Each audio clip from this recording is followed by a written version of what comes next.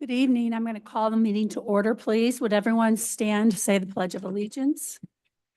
I pledge allegiance to the flag of the United States of America and to the republic for which it stands, one nation, under God, indivisible, with liberty and justice for all. Roll call, please. Mayor Gibbons. Here. Councilmember Schaefer. Here. Councilmember Zimmer. Here. Councilmember Jack Here. Councilmember Lizzo. Here. Councilmember McLean. Here. Councilmember Reinecker. Here. Thank you. We're going to now move into presentations, and this is really a fun presentation.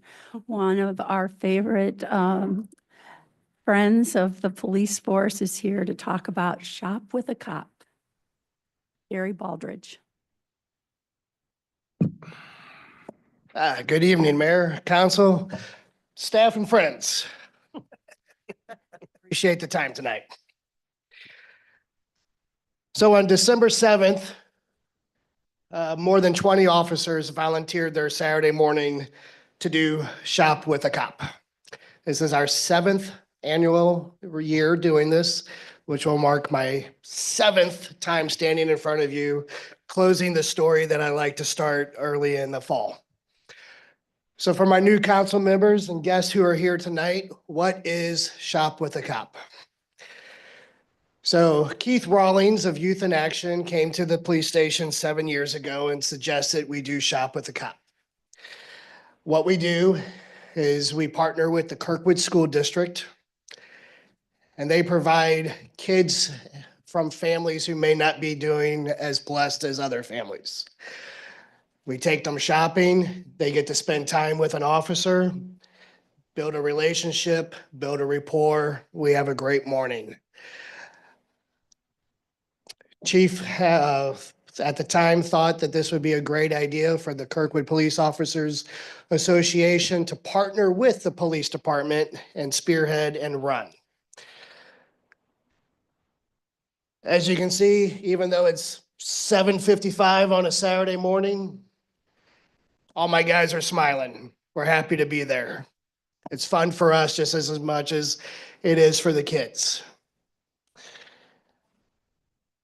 This year, we were able to provide Christmas for 45 kids from 27 different Kirkwood families. This puts us at year 7 at a total of 324 kids. Some are repeat kids, some are repeat families. Some look forward to this every year. What we ask from the Kirkwood School District is around early October, late September, I meet with the lead school counselor. I tell her how many kids we can financially handle this year. She then sends an email and a form to all of her counselors throughout the school district. Who would you like to nominate? Who should you select? And why? If I could have just a couple minutes of your time to read you a couple of the whys. Caden's mom is doing her best to support her children alone. However, financially, she is having a really hard time. She doesn't want to take from others, which is a quality Caden has as well. This program will really help her by allowing the children to get some needed things she can't afford right now. Caden would really love the opportunity to purchase a gift for his mom and younger brother, whom he loves deeply. Elliot's family is facing some financial challenges, and this opportunity would be incredibly helpful. The chance to participate and Shop with a Cop will provide Elliot with not only the joy of a special experience, but also a significant financial benefit. The program would ease some of the holiday shopping burden for his family, allowing them to focus their resources on essential needs. Kavion is the oldest of 2 children in a single-parent household. Their budget is very tight. His mother doesn't have extra income to spend on gifts this holiday, this holiday season. Kavion at times has a hard go of accepting his mother's limitations and what she can provide for him and his sister. It would be a positive theme for him to spend time with an officer while chatting about gratitude and acceptance. Being able to shop for others in his family will help show him some appreciation for the many things they do for him. This was a family of 3 kids that got to shop with us on Saturday. Due to unfortunate circumstances, the family is currently displaced and the children are living with extended family. So it'd be a great opportunity and support for the boys. Due to the generosity of many businesses throughout the city, residents, and the support that we've gained for this program over the 7 years, we were able to provide each child with a shopping gift card for $125 to spend however they felt fit. She bought a bike. He bought groceries. We also were able to give each family a $50 gift card to Aldi to have Christmas dinner on us. Closing, I'd like to thank Walmart, who we've partnered with for the last 7 years. We get our own cash register, our own cashier, our staff. They're there to unlock the cases for us. They were there this morning or that morning with dozens and dozens of donuts for the kids, milk, juice, coffee for the parents. Additionally, I don't have pictures of it this year, but you notice some of the gifts are wrapped. A lot of our spouses also join us on Saturday and volunteer their time and skill of wrapping gifts for the presents that they want to surprise their family members with. This is truly a Kirkwood Police Department family event. Walmart also donates every inch of wrapping paper, tape, bow, name tag that we ask for. No questions. Quickly like to thank Tom Enders of Tom's Auto Shop up at Kirkwood in Washington. Tom has been a faithful supporter of this program, and he would kick me in the shins if he could if I mentioned his name. No, I'm right. The Aero Box Company, Kirkwood Rotarians were incredibly generous this year. Kirkwood Kiwanis and dozens of Kirkwood residents help support and fund this program that blessed us to be able to provide for others. So I always like to start a story and I like to close the story. So appreciate your time. It's one of my, stood here 7 years ago, nervous and shaken. Now we're friends. I look forward to doing this again next year. Thank you for your time. Thank you, Gary. Thank you, Gary.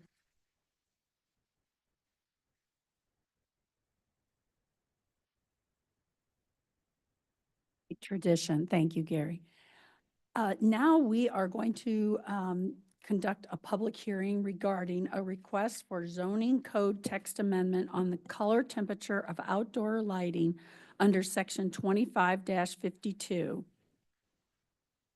And this was continued from December 5th. Mr. Hessel, do you wish to enter any exhibits into the record? Don't need to, Mayor. We did enter the 4 exhibits at the prior meeting, prior to continuing the public hearing, so I don't have to go through those exhibits, other than to note that the Planning and Zoning Commission, by a vote of 6-1, recommended approval of a city-initiated zoning code text amendment on the color temperature of outdoor lighting. Thank you. Mr. Hodge, who will present this issue to City Council? That would be Planning and Development Services Director Jonathan Raish.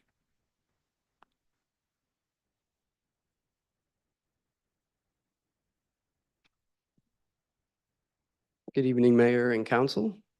Thank you for allowing me the opportunity to present this to you tonight. As mentioned, this is a zoning code text amendment request, and staff was asked to bring this item through the text amendment process to the Planning and Zoning Commission for consideration and on to the City Council. The topic of this amendment is the color temperature of exterior lighting. And the basic premise of this is that LED lighting is now the most common lighting used in exterior lighting projects and comes in a wide variety of color temperatures. As seen in the charts on this slide, LED color temperatures can range from 2,700 Kelvin to upwards of 7,000 Kelvin. The lower light temperatures are often referred to as warmer, more orange light, while the higher temperatures are often referred to as cooler or colder bluer light. The chart on the right gives you various comparisons ranging from a candle at 1900 Kelvin to high pressure light fixtures at 2200 Kelvin, incandescent lights at 2800 Kelvin, halogen lights at 3000, metal halide at 4000, and then moving upward with direct sunlight at 4800 Kelvin, a cloudy sky at 6000 Kelvin, and a clear blue sky at 10,000 Kelvin. So prior to the prevalence of LED lighting, exterior lighting was primarily a mixture of high pressure halogen or metal halide fixtures. In recent years, there's been various research about potential negative effects on wildlife, vegetation, and on human health, mainly through the human sleep cycle, based on the color temperature of lighting. I understand that there are a couple of presenters that will talk more about these topics later, and I'll reference these topics also and talk about, as well as those topics, talk about public safety and information that we found in research on that. All concerns and considerations are valid, and I hope you hear various information that you can consider and weigh as you make your decision. So before I get into it, I also want to provide just a brief summary of what our lighting code, the current state of our lighting code. So first, it's important to know what our lighting code, our lighting regulations apply to. So the applicability is that it applies to newly installed exterior lighting fixtures with some exceptions. So the lighting code was first approved in 2012. And so lighting fixtures installed after that time are required to meet these regulations. And subsequently, any changes would apply to lighting fixtures going forward, new lighting fixtures going forward. Some of the exceptions include lighting installed by governments, signage, lighting that's for signage, and lighting related to single-family properties. Additionally, the requirements include a requirement for full cutoff fixtures. And if you can see the diagram, that's an excerpt directly from our code to try to help explain what a full cutoff fixture is. The one on the left is full cutoff, where the light doesn't go past the horizontal plane at the bottom of the light, so the light shines down, whereas a non-cutoff fixture shines around or outward or up. So there are some exceptions to this requirement as well for sports and recreational facilities, as well as accent lighting that's pointed directly at a building or directly at landscaping. Additionally, the code has a maximum height requirement for pole-mounted fixtures with 16 feet maximum for fixtures within 20 feet of a property line, and fixtures that are greater than 20 feet from a property line have a maximum height of 24 feet. Again, this requirement also does not apply to sports field or recreation area lighting. Next, there are minimum lighting levels required for safety on parking surfaces, with 1 foot candle being the minimum on parking surfaces and 2 foot candles for pedestrian paths. So the code is clearly intended to provide safety for lighting these types of areas.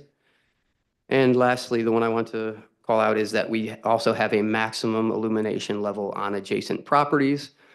So we require photometric plans that show what the lighting levels are on the property, on the subject site, as well as on adjacent sites, and that require them before the project is done, and then we require an as-built plan after it's installed. And the maximum for adjacent single-family properties is 0.1 foot candle, and all other adjacent properties is 0.5 foot candles.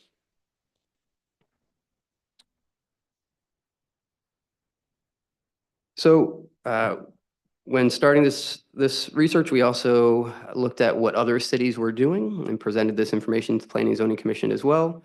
So from what we could determine or find, there were 3 communities in St. Louis County, that currently regulate the color temperature of lighting. Ellisville has a maximum of 2,700 Kelvin. Brentwood has a maximum of 3,000, and Clayton has a maximum of 3,001. There are some nuances, obviously, to these, but those are generally the regulations that we were able to find. So as this topic was presented to the Planning and Zoning Commission, the Planning and Zoning Commission discussed a number of topics over 2 different meetings. And commission members referenced the research about negative effects on wildlife and vegetation and human sleep cycles, and discussed and asked questions about those items. And ultimately requested further information at their first meeting, requested additional information on these 4 items. So they requested or asked if there was a cost difference between fixtures that are 4,000 Kelvin and 2,700 Kelvin. They asked for examples of lighting color temperatures in recent Kirkwood developments. They asked if requiring fixtures at 2,700 Kelvin would require more fixtures to be installed in order to meet the city's minimum standards that I mentioned. And lastly, if utilizing 2,700 Kelvin fixtures would have a negative impact on safety. So the first item on this list, we did find that there is no cost difference between a fixture at 4,000 Kelvin or 2,700 Kelvin. And then the other 3, I'm going to go through a little bit more. So for examples of recent developments within Kirkwood, we surveyed 14 developments. There was one development and 1 question mark. I'll get into that. So one development that certainly used 3,000 Kelvin was Commerce Bank, the new Commerce Bank building. The majority, about 11 out of 14, used 4,000 Kelvin, and there were 2, Plaza Tire and Waterway, that used 5,000 Kelvin. So the James development in their as-built plans, there was actually conflicting information, where in one column it said it was 3,000, and then another column it said it was 4,000. Because we didn't regulate and don't regulate that, staff didn't evaluate this, and there was no need to look at that. So until now, we didn't realize that. So still don't know exactly whether the majority of fixtures are 3,000, 4,000, but that's the reason for the question mark on that. So, right.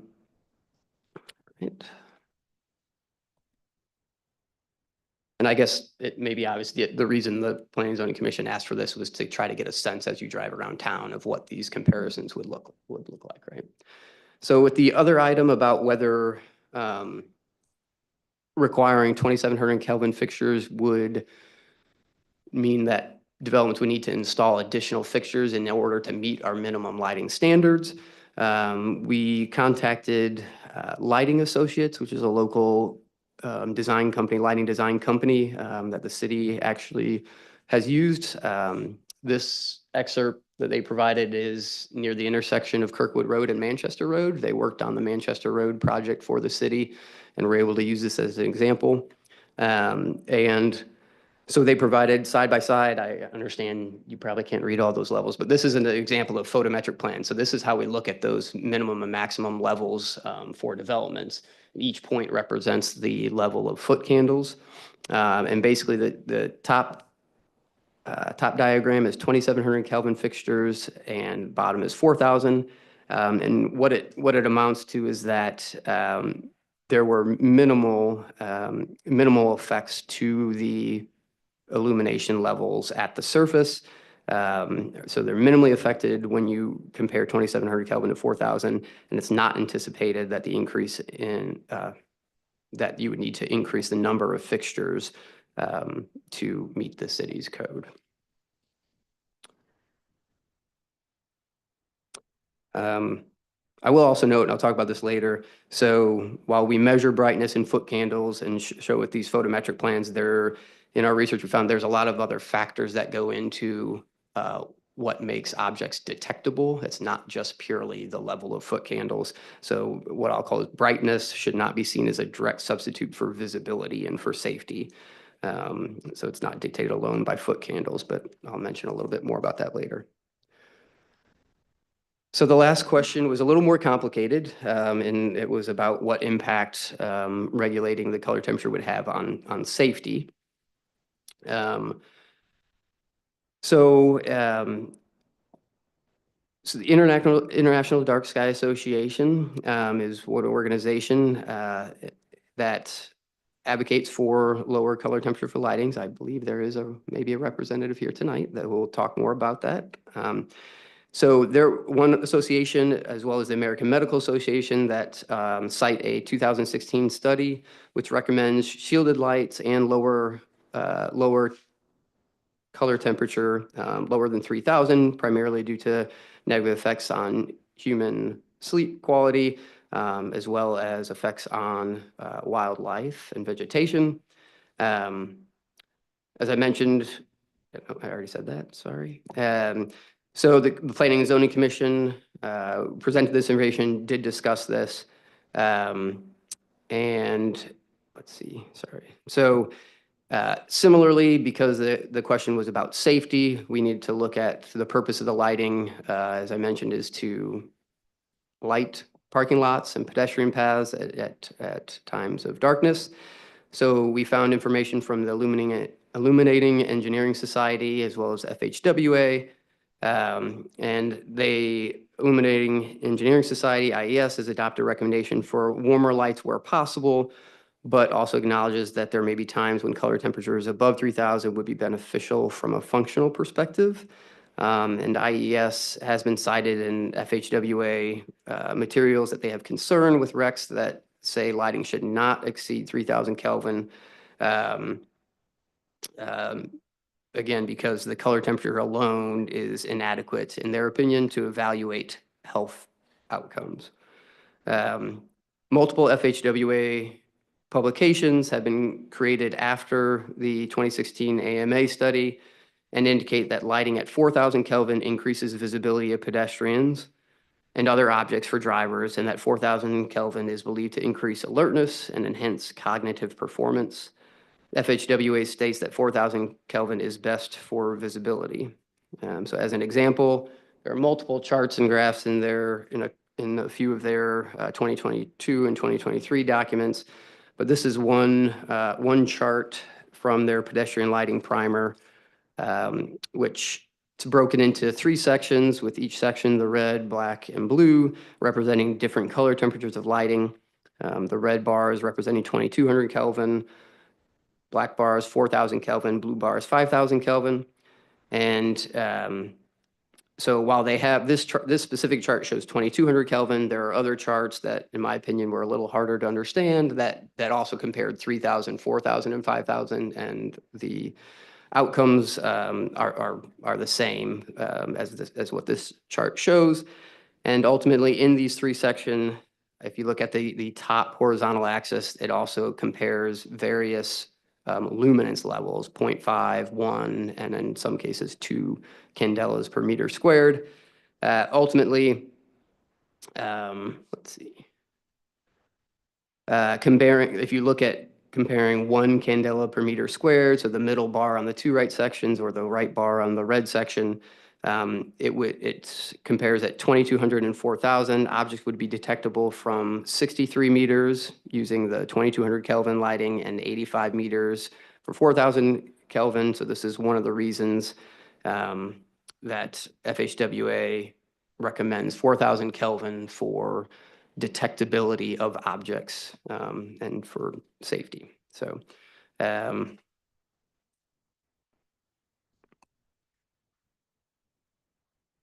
so again, I'll just remind that, so the brought a recommendation or a request for consideration to the Planning and Zoning Commission, and that proposed language was that all lighting fixtures shall not exceed a correlated color temperature of 2,700 Kelvin or 3,000 Kelvin, gave them the option to consider those.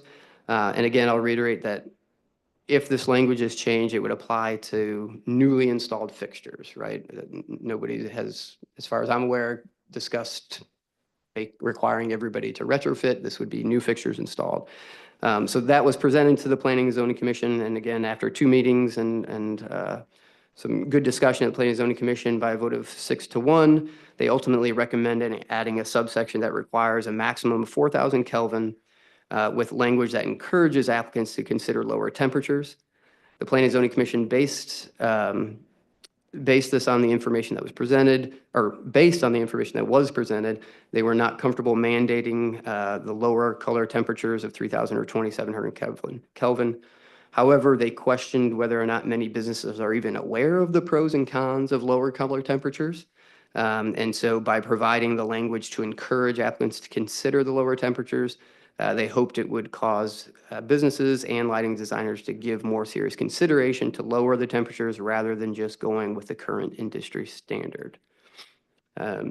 So again, staff is available for questions and happy to research any questions as needed prior to first reading and consideration. And I thank you for your time. Thank you, Mr. Raish. We'll open it up to questions, but I did want to make it just a couple of comments. Our own K-PAC has 3,000 Kelvin in the parking lot. And then, of course, the Federal Highway Administration is really looking at highway applications. So does anyone from council have questions? Just for clarification, the Kelvin is the color and the lumen is the brightness, correct? I think that's the way I would explain it. You could have a 2,700 Kelvin, which is is not the blue light, but the more yellow, but a brighter, higher lumen if you were concerned about brightness, correct? Right. Mm-hmm.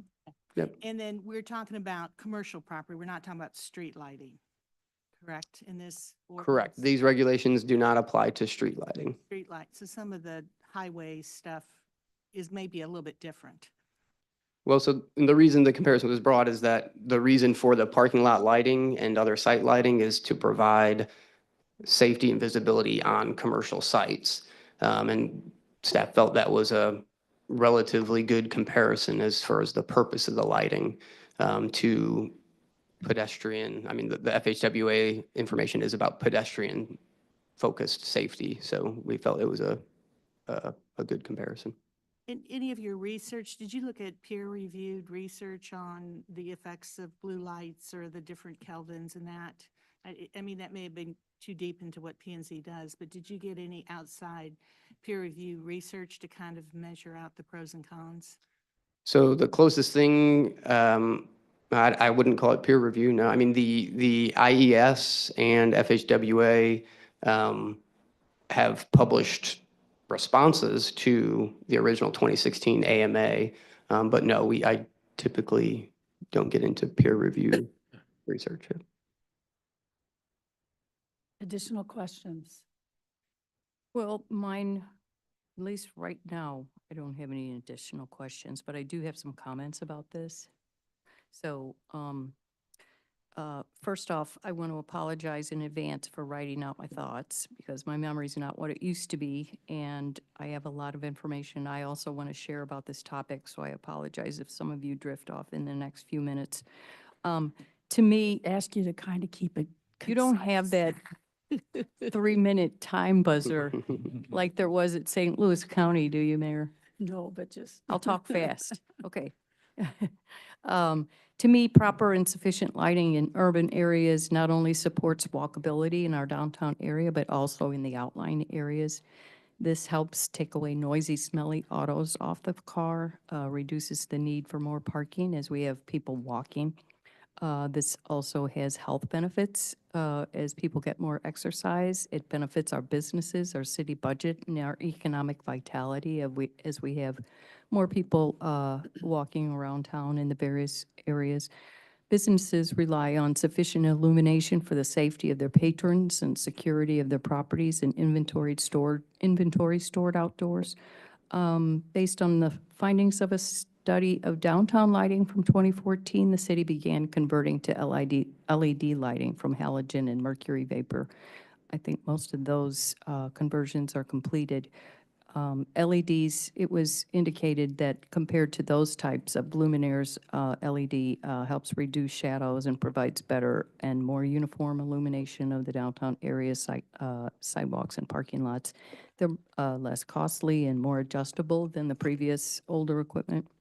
I don't think we're questioning the use of LEDs here. The proposed ordinance seeks to regulate the nuance of Kelvin rating or color temperature.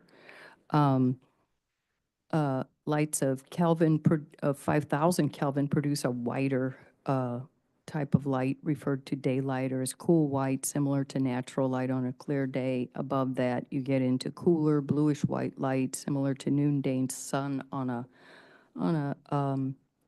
clear day. Council, as Jonathan mentioned, council recently had a presentation from Dr. Kokale, the chair of the local chapter of Dark Sky International Association, which is focused on limiting unnecessary and improper illumination to reduce harmful impacts of certain types of light on humans and animals and insects. Excessive and unnecessary lighting can affect the circadian rhythm of humans, animals, and bugs. For pedestrians and motorists, actually, we prefer that they are alert while out and about after dark. Certainly, one would consider for indoor lighting that you would not use higher Kelvin. Kids tend not to want to sleep, so if they're too jazzed up by various types and brightness of lights, that's definitely something you'd want to look at for lighting in your own homes. But that's not the question here. We're looking at outdoor lighting and its optimal design for various circumstances, purposes, and goals. And Jonathan alluded to the existing lighting code that regulates light trespass from commercial areas onto residential. And if there are non-compliance with that, then it needs to be corrected. To me, our primary obligation is to support the health, safety, and welfare of our citizens, visitors, and businesses by ensuring that we adopt and implement best practices in lighting design and engineering in our community as a whole.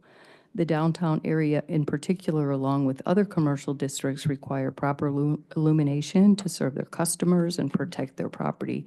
We want residents, visitors, and shoppers to have the confidence that our community is not just attractive, but also safe for pedestrians and motorists, especially after dark. A quarter or more of Kirkwood's residents are over the age of 65, myself included, and I have terrible eyeballs. We'd like to ensure that they and their friends will continue patronizing our restaurants, shops, and attractions without concern for their safety and security. Lighting needs for seniors require special consideration. Plus, they'd rather not limit their activities, including walking to destinations and driving at night, because they don't feel like they're safe or that the illumination helps meet their increasing challenges. Another pedestrian population that may especially benefit from improved lighting is school-age children, especially during twilight or after dark. Kids are more vulnerable due to their smaller stature, which is more difficult for drivers to see. They're not as experienced at judging the direction of sounds, estimating the speed and distance of oncoming vehicles. The likelihood of child pedestrian injuries is doubled after dark.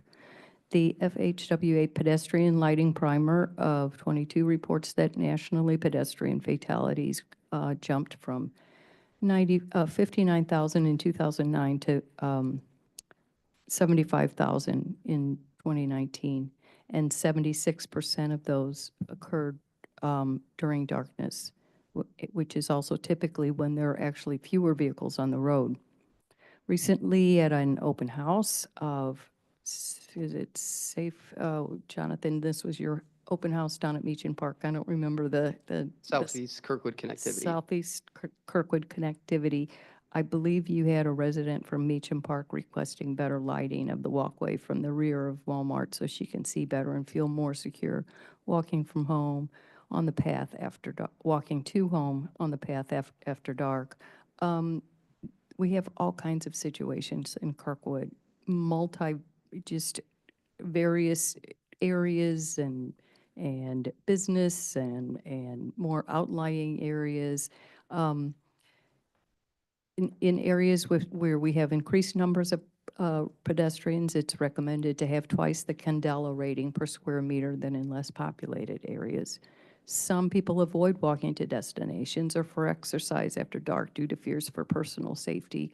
And it's no secret that darkness reduces visibility and recognition. It creates unwanted shadows and blind spots, especially for seniors and those who have vision issues.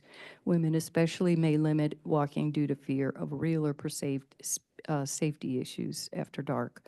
And I can say that I actually pay attention to these kinds of things when walking alone after dark. In January 23, HomelandSecurity.gov reported that effective security lighting serves two distinct purposes: helping prevent intrusion, and it enhances safety of first responders and the public. Security lighting helps deter crime, reduces the risk of accidents, and makes people feel more comfortable and secure when out and about. It's especially important in areas with high foot traffic. Proper illumination increases visibility as well as facilitates gatherings of crowds and more regular use of spaces.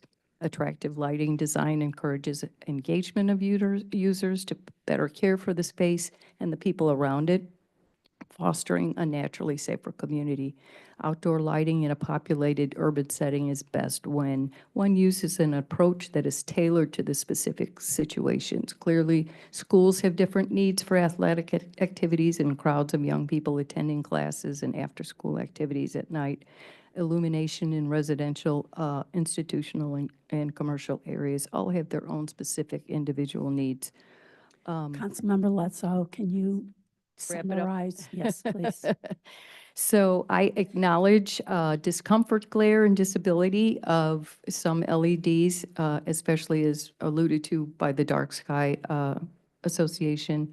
Both of these can be addressed by adjusting mounting height and shielding the lights.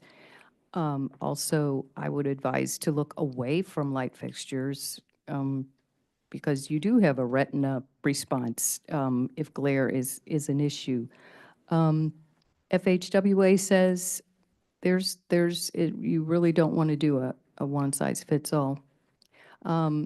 Maybe our lighting code needs to be looked at and come up with a new policy.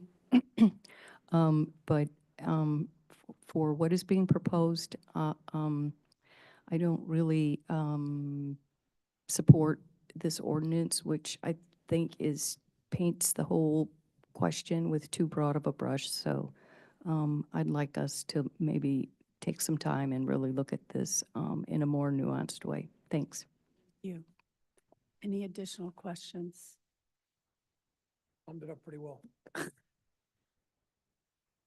Okay.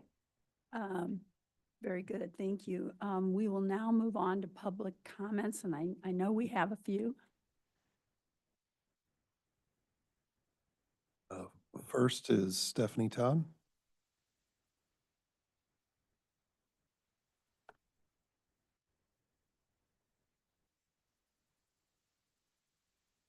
Yeah. Stephanie Todd, 7 Heather Hill Lane, St. Louis, Missouri 63132. Stephanie, you might move the microphone down a bit. I'm too short. Okay. So, so I, listening to planning and zoning and then, the councilwoman. So I agree with everything you're saying, everything you want out of the lighting fixtures. And I'm here to advocate for the 2700 Kelvin for lots of reasons. Like, it sounds like, so Liz had some charts, but it sounds like everyone agrees that every living thing has a circadian rhythm, and the light affects it. And our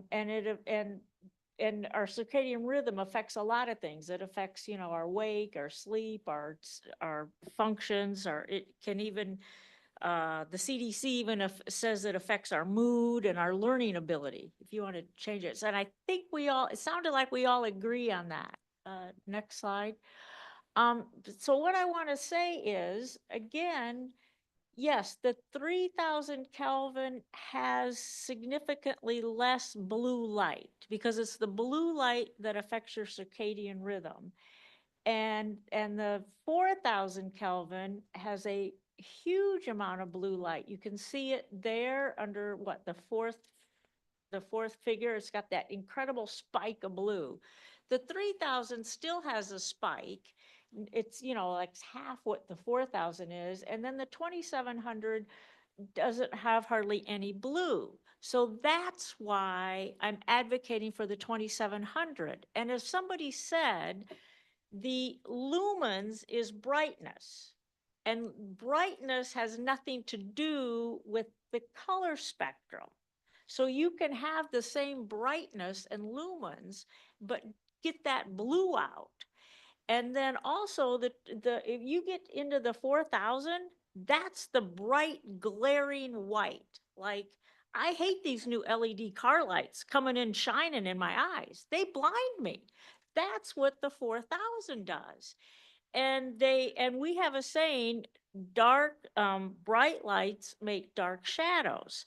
So you have the 4,000, it's not safe because you've got this blinding light that the American Medical Association physically says the glare blinds you for like up to 20, 30 seconds. So you can't see. So you've got a bad guy hiding in the shadow, in these dark shadows that those lights make. You're blinded. He comes and whatever, attacks, breaks into your car, because you're blinded. And both Houston and Chicago did studies on lights. And Chicago had a street, Chicago's got crime. It's got lights. They super lit up a street, super bright. The crime on that street increased. And so, and then later they went and interviewed guys in jail, just random guys. It's like, how do you pick where to break into? They said something that's really lit up. They said, I just stand there, that's got the bright glaring light. I stand in the shadows. You can't see me. They can't see me. I look when the coast is clear. I go, my entrance is all lit up. I break into the door, window, whatever. I'm really quick. I don't have to fumble with lights or anything. I break in, I'm out. And like on my street, it doesn't have street lights. If I saw somebody walking down the street shining a flashlight in all the cars, I'd be calling the police right away. But if you've got all these bright lights, they don't have to. They're just looking at everything. So again, but I guess I'm not saying don't have lights. I'm saying have the warmer color lights so people aren't blinded, so people aren't, it's glaring. And somebody brought up the planning and zoning person brought up about the federal highway. Okay, so there is things about, there's a whole table with car speed and visibility and all that. So on the highway, you're going 60, 70 miles an hour. So they need to be able to see way far in advance. What do we got in Kirkwood? 40 miles, maybe tops? Or even not even that, like 30, 35? And so again, the 2,700 is fine. And you don't have this glaring light shining at you.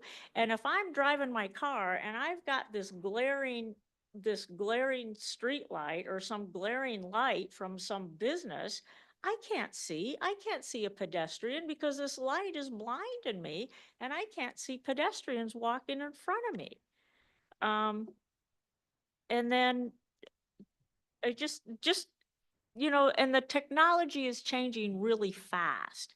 So like the AMA study, the American study, all the Dark Sky International, all their literature says 3,000 or less. And those studies were all written like 8 years ago. And at the time, that's all you could feasibly get. Now you can get 2,700. I can go to Home Depot and buy 2,700.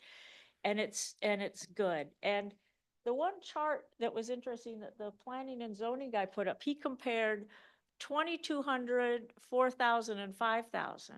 I don't know why you left out 2,700, why you dropped way down to 2,200 and left out the 2,700 of the 3,000 and in the visibility comparison. Because there's studies, they'll tell you now that that the visibility is just as good with the 3,000 and 2,700. And the color and everything for all your security cameras and all that is just as good. So, Thank you, Stephanie. thank you. Bill Rupert.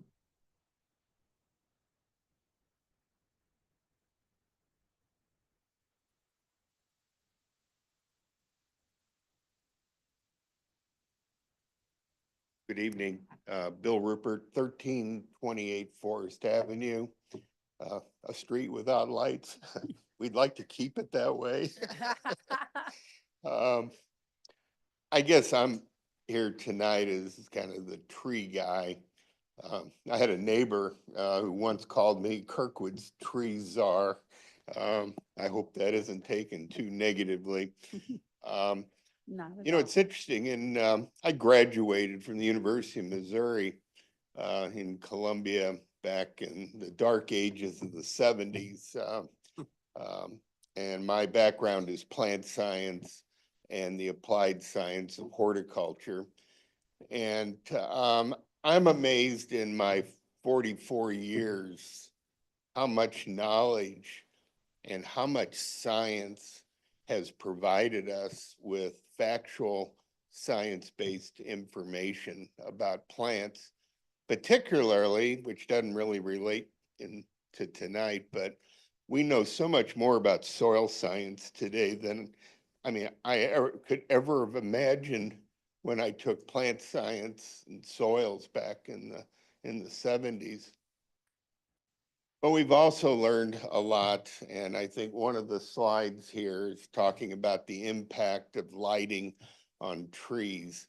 And I guess that my message tonight is, you know, in making this decision on Kelvin, I have to say I'm not an expert in that area, but there is a lot of really good science-based information that supports trying to keep that Kelvin down below, I think, some of the numbers I've heard this evening. But you as a council have a resource that when I was on Urban Forestry Commission back in the early 2000s, we did not have, and that is you have a professional forester on staff. And I'd really like that you use that resource, that he may not know all the details, but he's your conduit for that aspect of this decision. And I met with him recently, and Kirkwood is, in my view, is blessed with this young man that has been brought on as our forester.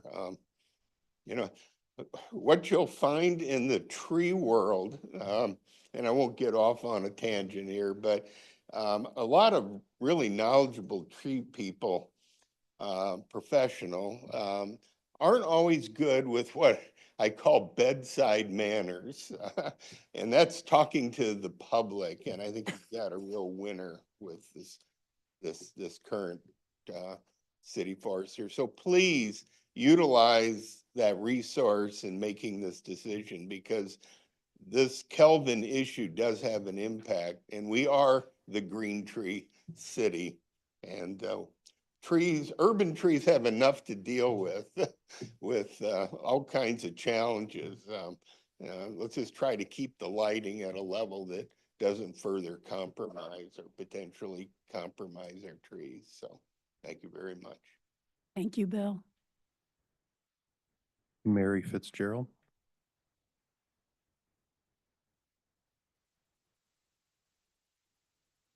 Hi, if you could put that slide back up, because I can explain what that picture means. Because I was at the Dark Skies event, and I remember that. So Mary Fitzgerald, 729 Cleveland Avenue. So what you're looking at here is a tree, and if you remember your basic science from elementary school, in the fall, deciduous trees shed their leaves. The energy, the food in the tree is going back down in the roots and the leaves become mulch. This tree is affected by that light right there. That light's telling the tree, wait a minute, we got summer still going on one side of the tree. Keep your leaves up. That puts this tree at risk. It's going to lose a lot of its energy when the temperatures are lower and all of that energy in those leaves is still in the food and the glucose is still in the leaves and not down back in the roots. So this damages the tree. Okay? Are you following me? I hope I made. It's been a while. I haven't taught that topic in a long time. So it just blew my mind that lighting can affect a tree this way. Lighting can affect humans too. Above 2,700, it affects us. It affects my kids. It affects my neighbors. We want our kids to have their phones and their laptops, all that blue light off at a certain time so they can sleep at night. You want your firefighters, you want your professionals, your police officers to sleep well at night. You want your citizens with really important jobs to sleep well at night. When you are having above a certain amount of lumens or Kelvin, you're going to impact that circadian rhythm. How many Kirkwoodians are going to be impacted by that? You increase, it decreases melatonin, which increase the rates of breast cancer. Impacting sleep, that also impacts people with Alzheimer's, at risk for Alzheimer's. Breast cancer, Alzheimer's, both in my family. I want to avoid both of those things, definitely. In terms of lighting and pedestrian safety and vehicle safety, and you've heard me talk about safety here before, pedestrian and street safety, it's a big issue for me.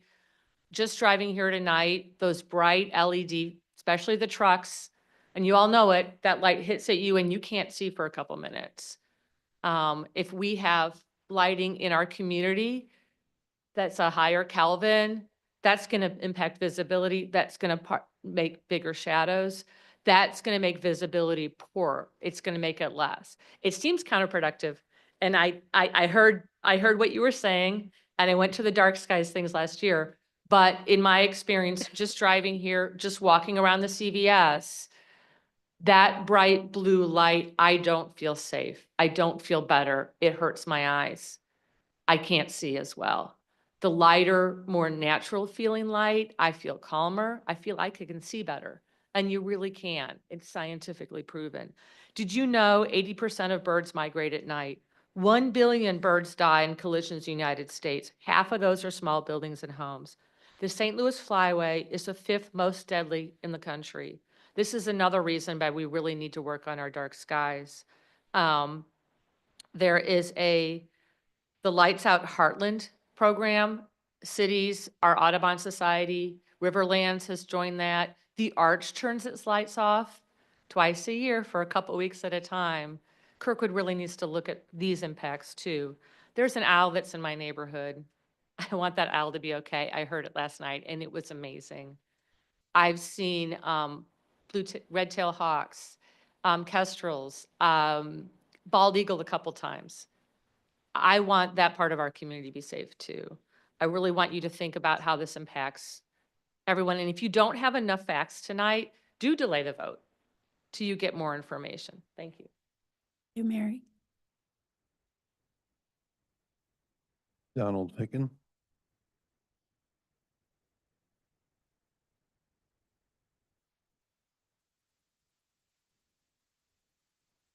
So I'm Don Fick, and I live at 13024 Barrett Crossing in Kirkwood, Missouri. So glad to be here tonight, and thank you for giving me a moment to talk. So I founded Dark Sky, which used to be called International Dark Sky Missouri, Dark Sky Missouri in 2018, and actually Lights Out Heartland 2 years later.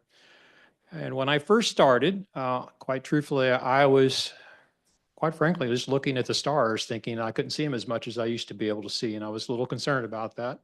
But when I started digging into really what was going on, I was quite shocked, actually. Pretty much a skeptic quite often, and I started doing some research about plants and animals and human health. I not only did research, but I started talking with a lot of scientists, people that are actually doing real field research, people working in human health.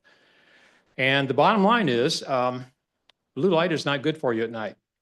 And I've heard a couple comments. I actually have a little lighting demo I could probably do if you really wanted me to do this, where you can actually take a light fixture and increase it, the kelvins, and it looks brighter.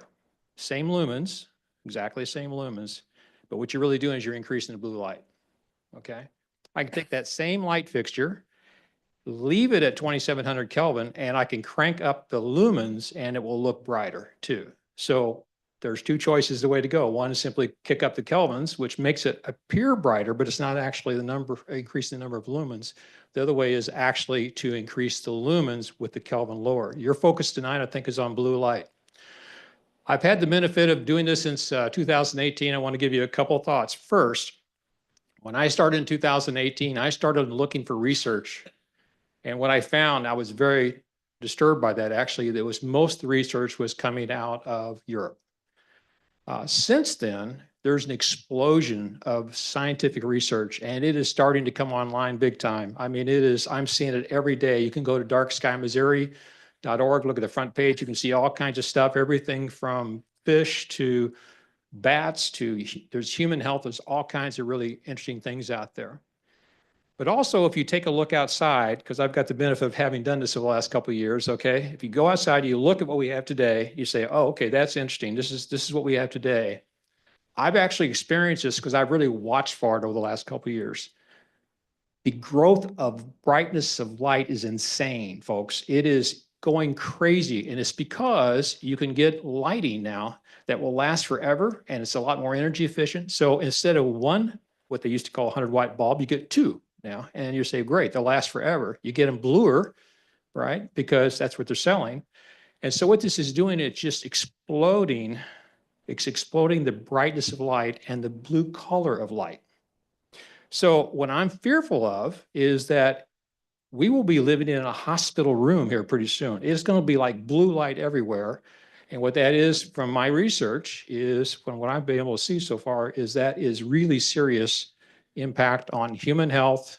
And by the way, this took me, interestingly, a side journey. I'm now a Missouri Master Natural, so I'm really diving into everything from bats to pollinators to plants to native plants. It is everywhere, folks. It is just, the stargazing thing is so far in my distant mirror now because of what I've learned on this, that you've really got to think carefully.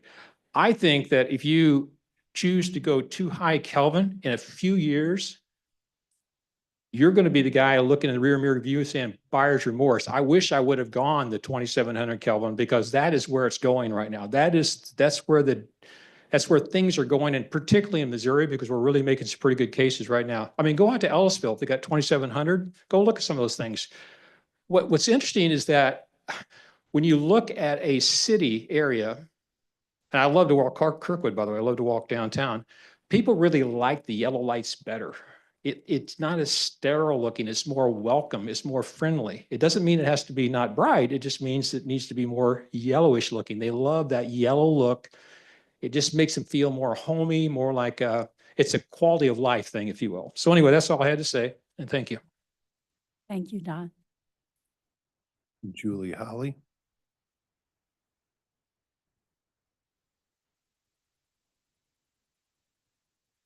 Good evening. Well, I really can't add much to what's already been said here tonight. I agree with all of the comments. And to me, it seems like the question is, how do we maintain a pleasing visual environment in our city? By the way, I'm a Kirkwood resident, 226 East Bodley. How do we create a visually pleasing environment in our city while maintaining safety? And I feel that in most cases that we've seen, other local municipalities have adopted the 27,000 K threshold. So I would think by adopting that, and certainly not more than the 3,000 K threshold, you would maintain that welcoming environment that our city has always held, and not at the expense of public safety. So I encourage you to adopt the 2,700 K and not more than 3,000 K threshold. Thank you. Thank you, Julie. Janet Frayne. Hi, I'm Janet Frayne. I live at 110 West Jewel. I've lived here pretty much all my life. And my opinion is more anecdotal. I don't really have stats or research or anything like that. But my husband and I walk almost every night with our dog, and we always walk downtown and never have an issue with visibility. I feel totally safe. I'm actually over 65, and I see very well. The only places where I feel like visibility is down a little bit is certain residential segments. Like there's a part of Essex and there's a part of Clay, but never downtown. Downtown is always bright and light and cheerful. And I also think there's so much more lighting now than there used to be. I mean, people have landscape lighting, they have security lights, they have seasonal lighting, they have string lights for patios and garden spaces. So collectively, I just feel like there's way more lights than there used to be. And people just in their own spaces put out way more lights. So I definitely am for the 2,700. I feel like it's warmer, cozier, more appealing. It's what I use the soft lights in my house. I can't stand the white lights. So my suggestion would be maybe a few more street lamps in certain locations, but I feel like we have plenty of lighting right now. Thanks. Thank you, Janet. Randy Burkett.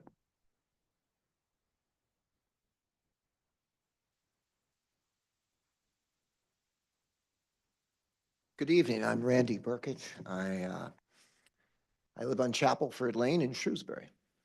Nice to see Mayor Gibbons and the council members. I'm here to talk about lighting as well, if you haven't guessed. There's some very good information presented this evening, as well as from staff. I thought well-researched. What I'd like to talk about are a couple of fundamentals about light and what it has bearing on in selection of CCT or correlated color temperatures, what we're talking about. The amount of, sorry, trying to make sure I don't exceed 3 minutes. The most important thing in lighting in outdoor environments, since it's inherently dark, is to control glare, control light trespass. That degrades visibility. Most accidents with pedestrians, frankly, are not concerned or are not because of color temperature. It's because of glare, not being seen, not seeing someone cross the street, and there's veiling glare in your field of view, perhaps if you're in a car, even if you're driving a slow one. However, what's important in environments like Kirkwood is what kind of environments we are creating. So, for example, I think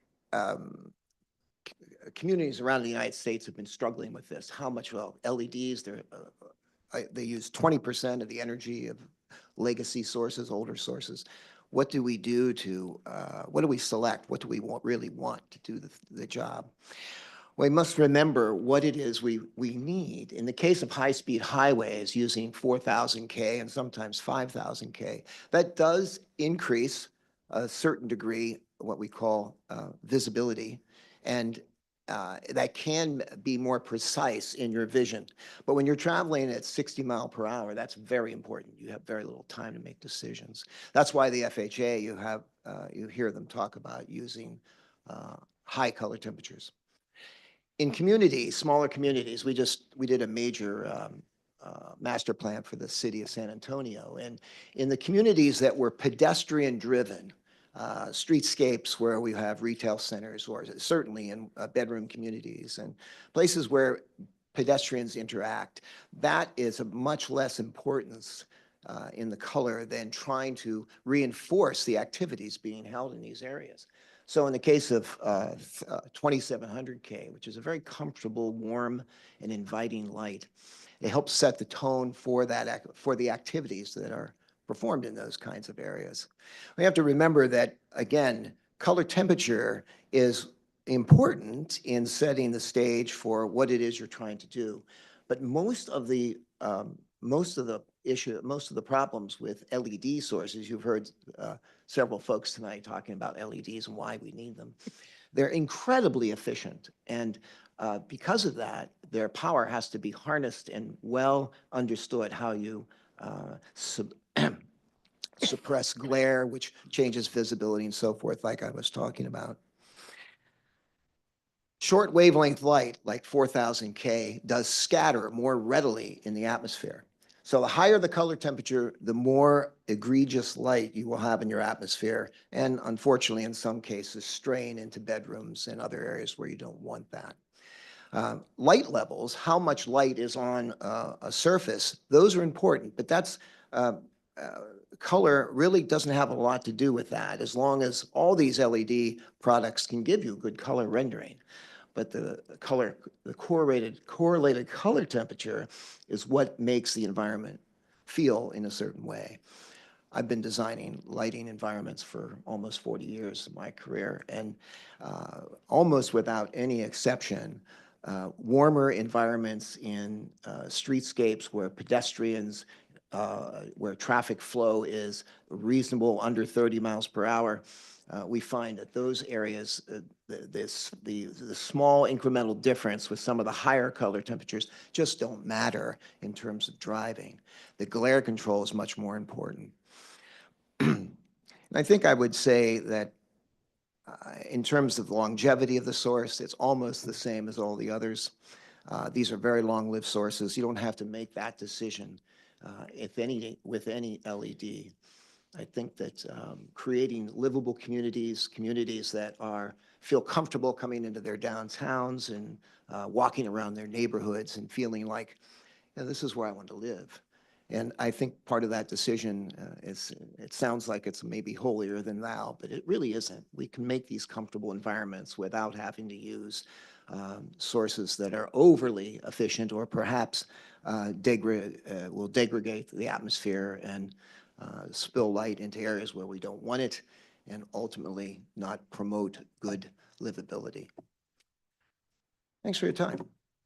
Thank you, Randy. Barrett Williams.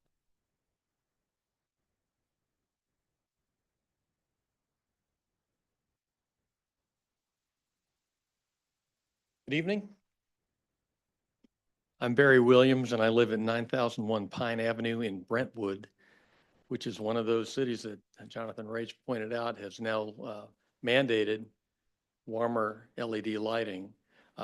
Jonathan left off one community, Brentwood Village should be added to that list. Brentwood Village is also standardized on 2700 Kelvin lights right there by Grant's Farm.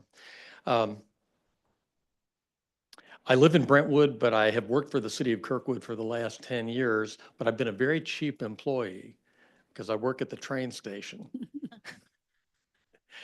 I've actually had kind of a long association with lighting and the city of Kirkwood. 23 years ago, almost 23 years ago, Mayor Mike Swoboda asked me to meet with him here at City Hall, along with Council Member Art McDonald and Public Works Director Ken Yos. And we discussed finding a new light for downtown Kirkwood for the historic Central Business District, something that would be better than the old freeway Cobra headlights that were originally there. And I'm very proud to say that the officials in Kirkwood approved my proposal. So the lights you see along Kirkwood Road, those black concrete lampposts, were my suggestion to the city back in 2002. Just a real quick summary on LED lighting. Light emitting diodes, LED lighting technology really began to appear on city streets in the United States and European cities about 20, 25 years ago. And in the early years of LED technology, all of the lights were very blue. The original outdoor lights that were produced by the lighting industry in those early years of LED lighting were very blue. They were up around 5,000, 6,000 Kelvin degrees, and it created a lot of glare. Fortunately, what's happened over time is the lighting industry is now producing a much greater variety of lights, and we now have a lot of choices. They're much warmer lights now available at the lower Kelvin temperatures, like the 3,000, the 2,700, even 2,200. And the trend is really in this direction. And as one of the other witnesses said a little while ago, I think you want to be on the right side of history. The trend is clearly going toward the warmer lights. It's cozier, it's friendlier, it's welcoming, it's inviting, it's pleasant, it's healthier. It's healthier for people, for animals, for insects, for plants. It's just all around better. And it also, as Randy Burkett was saying, due to the intrinsic properties of blue light, because it moves through the atmosphere at a higher frequency and a lower wavelength. I think I have that right. It scatters more in the atmosphere, so you create more light pollution with the bluer lights. So for so many reasons, the warmer lights are the way to go. And I think you want to be on the right side of history. These lights last a long time. You know, they have a lifespan of, 10 to 15 years. You want to buy the right lights and not regret, have, buyer's remorse later down the road. So I really encourage you to go with the warmer lights for street lighting, for outdoor commercial lighting, and for outdoor residential lighting, all of the above. And you know this, when you drive, you're seeing these headlights coming toward you at night. And it seems to me it's like 50-50 now. What I notice around St. Louis County, about half of the lights are sort of warm and yellowish and golden and pleasant. They don't hurt my eyes. The other half are these glaring, harsh, stark, cold, white blue lights.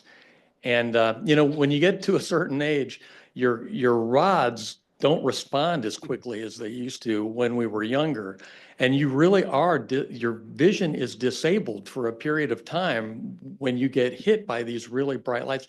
And one last thing I would say is when I lock up the Kirkwood train station around 10 o'clock at night after my train leaves, and I walk out onto Argonne Drive, I'm old enough to remember when Argonne was lit with these beautiful incandescent light bulbs, the old-fashioned technology that, what we grew up with in our homes.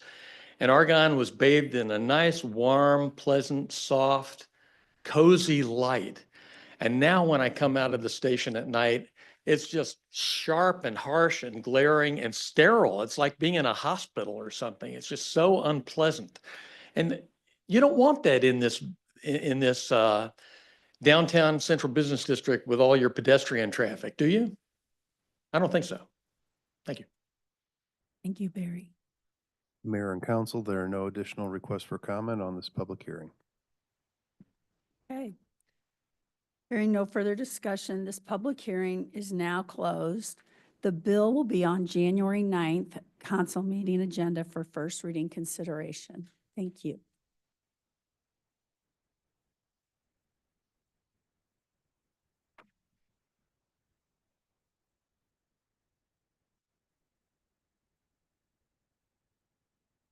All right, we're going to take just a 5-minute quick break and we'll be right back. That's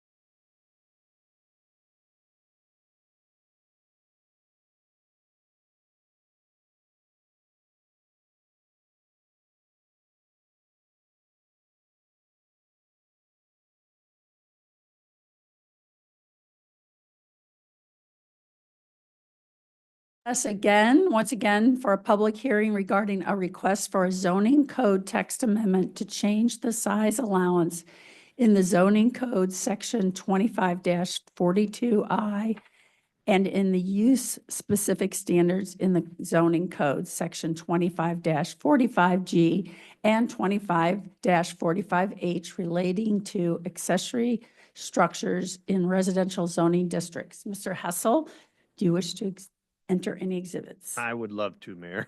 Exhibit 1 is the affidavit of publication verifying that notice of the public hearing appeared in the St. Louis County. Exhibit 2 is the affidavit of publication verifying notice of public hearing appeared in the Webster Kirkwood Times. Exhibit 3 is the subcommittee report of the Planning and Zoning Commission concerning the zoning code text amendment to change the size allowance in the zoning code section 25-42I and the use specific standards in zoning code sections 2548G and 2548H relating to accessory structures in residential zoning districts, together with 3 different exhibits, exhibits A, B, and C. And exhibit 4 is the report of the Planning and Zoning Commission dated November 21, 2024, in which by a vote of 7-0, the commission recommended approval of the zoning code text amendments. And I'm not going to repeat all of them again. And exhibit 5 is the code of ordinances of the city of Kirkwood. Thank you. Mr. Hawes, who will present the issue to the city? I guess Lauren will. And I guess that. Exactly, it's Lauren Herr, City Planner 1. Thank you.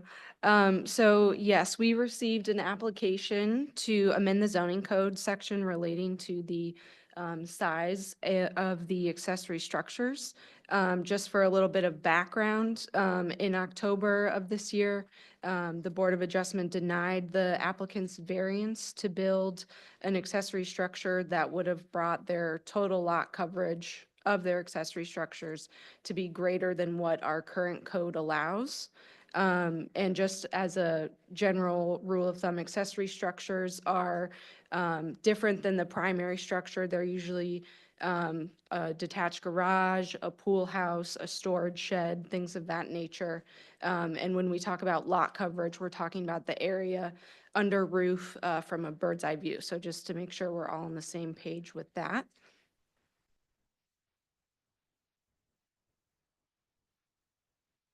So this is our current code. In all residential districts, the total of all accessory structures under roof, including those considered to be small accessory structures, shall not exceed a site coverage of 7% of the total lot area or no more than 1,500 square feet, whichever is less. So the way that this works, the current threshold is about a half acre for when you would start to be maxed out at that 1,500. Under about a half acre, you are limited to the 7%. So for example, if you have a 15,000 square foot lot, you're limited to about 1,000 or so square feet. So what the applicant is proposing is that the total of all accessory structures, the lot coverage shall not exceed a site coverage of 7% of the total lot area or no more than the footprint of the principal structure or the home on the site, whichever is less.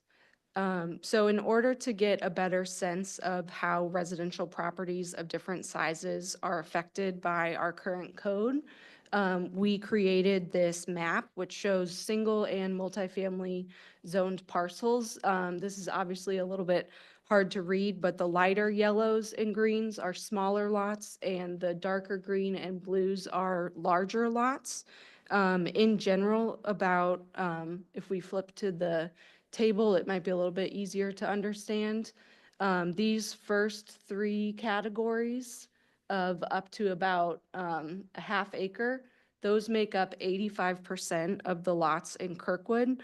In other words, for about 85% of lots, they reach the 7% max for lot coverage of accessory structures before they get to the 1,500 square foot cap.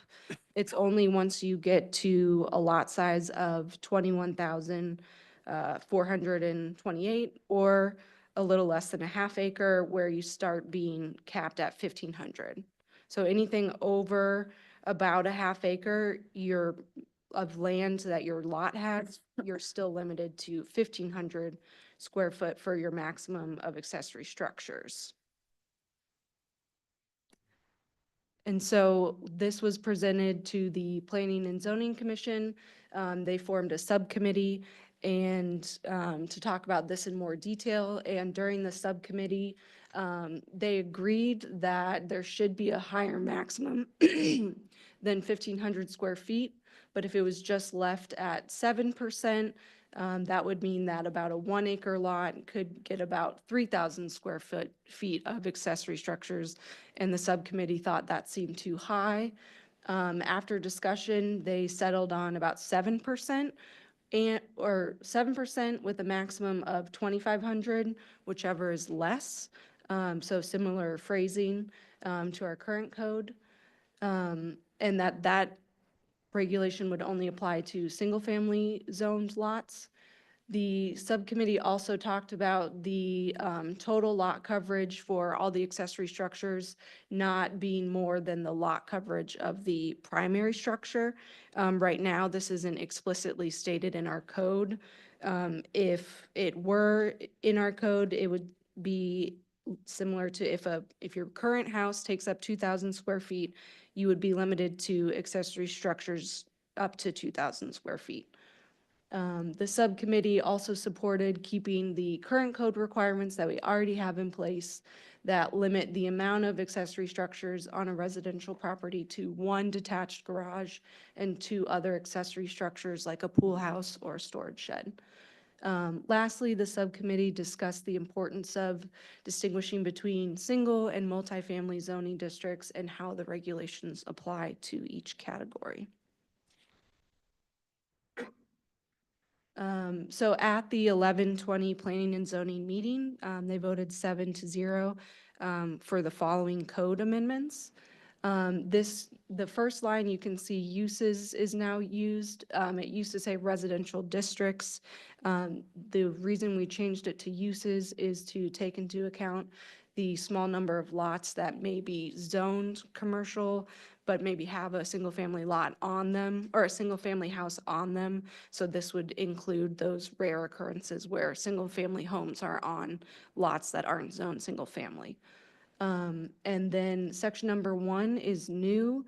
It's to make explicit that the total lot coverage of your accessory structures does not exceed the lot coverage of your existing home. So again, if you have a 2,000 square foot house, your accessory structures can't be more than 2,000 square feet. The second section, we're clarifying that this is for single-family residential uses and that we're using the explicit term lot coverage, and that for single-family residential uses, the lot coverage for all your accessory structures can't be more than 7% or a total of 2,500 square feet, whichever is less. So yeah, it updates the maximum square footage from 1,500 to 2,500 square feet.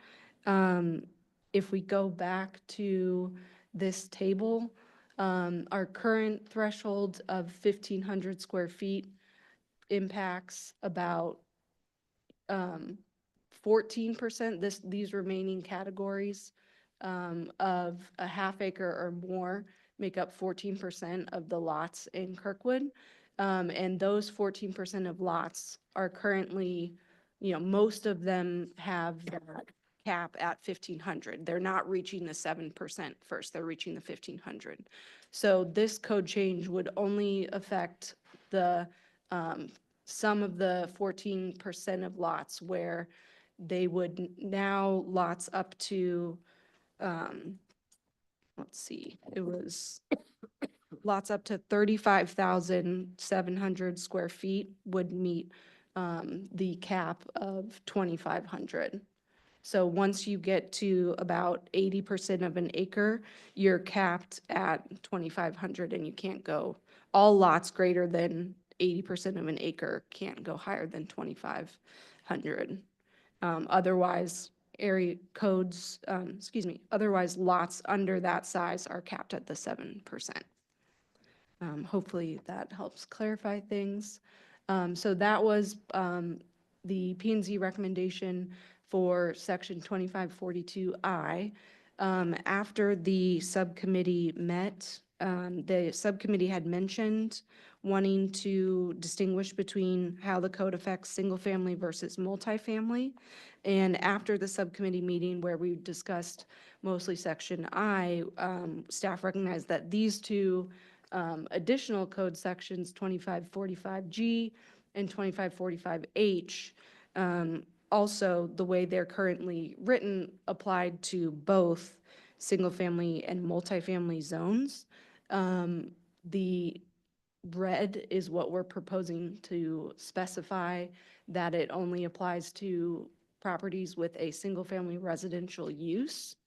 So that means that these sections for multifamily lots, they are not held to these restrictions. So you can imagine a multifamily building with detached carports in their parking lot. That would, maybe they have 3 carports, so they would be okay because this rule about only one detached garage or carport only applies to single family. And then section H is also just for single family about specific utility sheds and storage sheds, things of that nature. So the overall reason we changed these was to limit the number of accessory structures in single-family residential uses while providing flexibility in multifamily uses. And so as a reminder, these are the criteria that should be considered for amending the zoning code. That is all I have at this time, but I'm available for questions and the applicant is here as well. So. Does council have any questions at this time? Councilmember Zimmer. Yes, thank you. If you can go back to 25-45H, please. Yes. So that says 2 such buildings are permitted on an individual lot with a single-family residential use. Does this include an accessory dwelling unit? How do those play into this? Right. So there's still separate rules for accessory structures. And there would only be one accessory structure allowed per accessory dwelling unit, I'm sorry, allowed per lot. That's not changing. The only way this would affect accessory dwelling units is that our current code, which is not changing, is that the floor area of an accessory dwelling unit can be up to 750 square feet. Let's say that's in a detached garage. The lot coverage of that detached garage could now be up to 2,500 square feet, but that ADU is still limited to, so the ADU could be part of a larger structure, but the Okay. ADU itself is only 750 Just square 750. feet. Okay, and that just applies as the ADU, not necessarily applying to the chart we have here. The, Does that make sense? can you There's a say that? concern that, the you could have large ADUs, but you're saying that the ADU limit of 750 would apply to. Yes, the accessory dwelling unit code is not changing at all with So this it's regulation. separate from It's that. separate from that. Right. An accessory dwelling unit is a type of accessory structure, but we have more specific and strict code regulations for that type of accessory structure. Got it. Yeah. Thank you very much. Mhm. Thank you. That's all I have. Additional questions? Councilmember McLean. You guys raised a good point. So if I build a 2,500-foot accessory structure that I claim as a garage or something, and then I'm going to only have 750 square feet as ADU, once I get permitted for that and build it out, you guys come out and pass it and all that, what happens? I can tear down the walls, I can all of a sudden make it a 2,500-foot ADU, and it doesn't have any way of, unless you get called back out there. I mean, we would, yeah, we would respond to any complaints that were made, and obviously during the plan review, we would make sure that the accessory structure, the accessory dwelling unit portion of the building is limited to 750 square feet. Occupancy permits are also a way that we check on those. Well, if I have a 750 square foot ADU with 2 bedrooms, and get 4 family of 4 in there, presumably.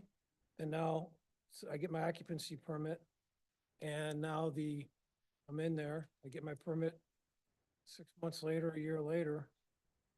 I had to start changing slowly, put a pool room over here, or maybe a bar area over here, a living room over here. And that concerns the heck out of me on that. I don't know how you can't stop that once you down there. Just, Because they have to apply for building permits as well. So if you're going to cheat the system, you cannot get a building permit. You can go ahead and install your plumbing and go ahead and install your electric without permits. And then again, cheat the system further by not telling anybody. And then as long as those occupants remain, maybe you can beat the system. Neighbors might notice those kinds of things and complain. Well, Matt, I think that's just open to abuse. But some other more specific questions. All right, an accessory use and structure is supposed to be incidental or subordinate to a principal use. mhm. How can a 2,500 square foot building be incidental to a principal? I think that's where the code requirement that we're putting in section 1 here about the size of your accessory structures cannot exceed the size of your home would come into play. So if you have a 2,000 square foot home, we're not going to let you build a 2,500 square foot structure. You would be maxed at, 3,000 square foot home. I can build a 2,500 square foot accessory structure. it goes back to the But- uses of it. No, yeah, but under the code, 2541, uses and structures that are incidental and customarily subordinate to the principal use. We're gonna have, again, I just don't know how a 2,500 square foot building can be incidental to a structure. Marking to the applicants here, why don't we see what he's putting in? Well, because that's for this applicant, but this is just in general Right. questions, yeah. And then another bigger question, well, a couple questions. 14% of the lots are affected, you say in Kirkwood, but how many of those lots back up to smaller lots? Reason where I'm going with that is if you have a half-acre lot that's backs up to a smaller lot, under the code now, you can build an accessory structure that's 5 feet from the boundary, from the side yard and the backyard. So I can clarify that. So this current code amendment proposal is not changing the setback requirements for accessory structures. Right now, our setbacks for accessory structures, if you have a facade that's under 25 feet in length, you can be up to 5 feet to the property line. If your facade is over any facade is equal to or over 25 feet in length, you have to meet the side yard setback of the property. And then ADUs, if an ADU is within an accessory structure, that has to meet the setbacks of the home. Right, the ADU does, but not Yeah. not the accessory structure. Right. So I mean, Yeah, so you could have a 2,500 square foot structure, theoretically probably built within 5 feet of the side yard setback. As long as the facade's not 25 feet. So if one facade is 25 feet, it's going to be, the maximum is 600 square feet. If you have 25 by, or if you have 20. Of any facade. So once you go above 600 and some odd square feet, you're going to trigger the side yard setback, which is, depending on it, the district is 8 or 12. Yeah. And, That's a good, okay, Yep. that appreciate mhm. that. And I get, and then I'm confused on why we have the differences between the single family and the residential use breakout. Why wouldn't this just be for all residential uses? so we want to have a little bit more flexibility for multifamily properties.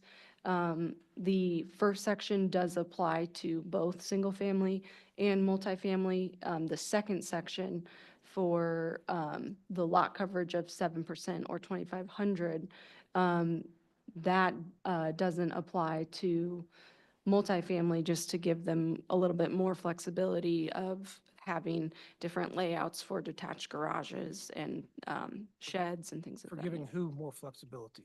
Multifamily properties. So is that an issue right now with multifamily, the way the code is?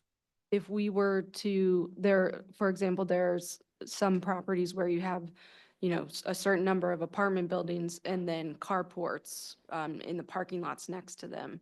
And so those carports may exceed 7% of the lot size, but as long as they're not greater, for future uses, as long as they're not greater than the principal structures, then they would be okay. But is that an issue in today's code? Is that multi-use with accessory structures an issue, the way? So prior to 2021, all these requirements only applied to single family.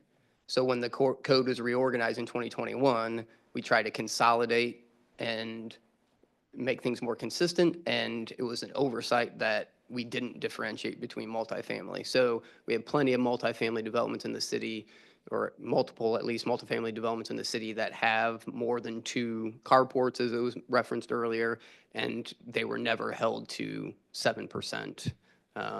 So, I mean, they've never been evaluated that way. So this is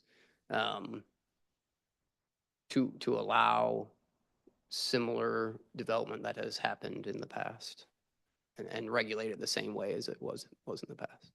It was in the past. Have we turned down any, has the city turned down any requests? We've had no multifamily since 2021 that I'm aware of that has had detached accessory structures.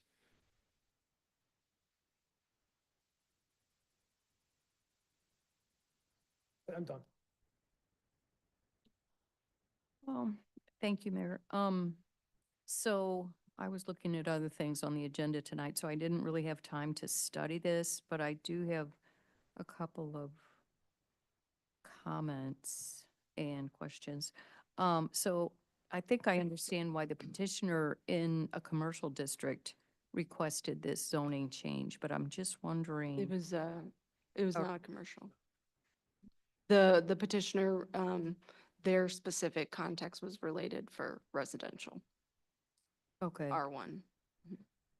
Okay, I don't know where I got the idea that this had something to do with Telly Tire. Good owner. That's the owner of the property where this specific case came up. Okay, so this basically, The Telly family has a residential property that they live in okay, Kirkwood. Okay. And they had a request to the Board of Adjustment that was denied, and it's related to the size of accessory structures. okay, But okay. it was for a residential lot. And this basically pertains to residential, Correct. not commercial. Okay.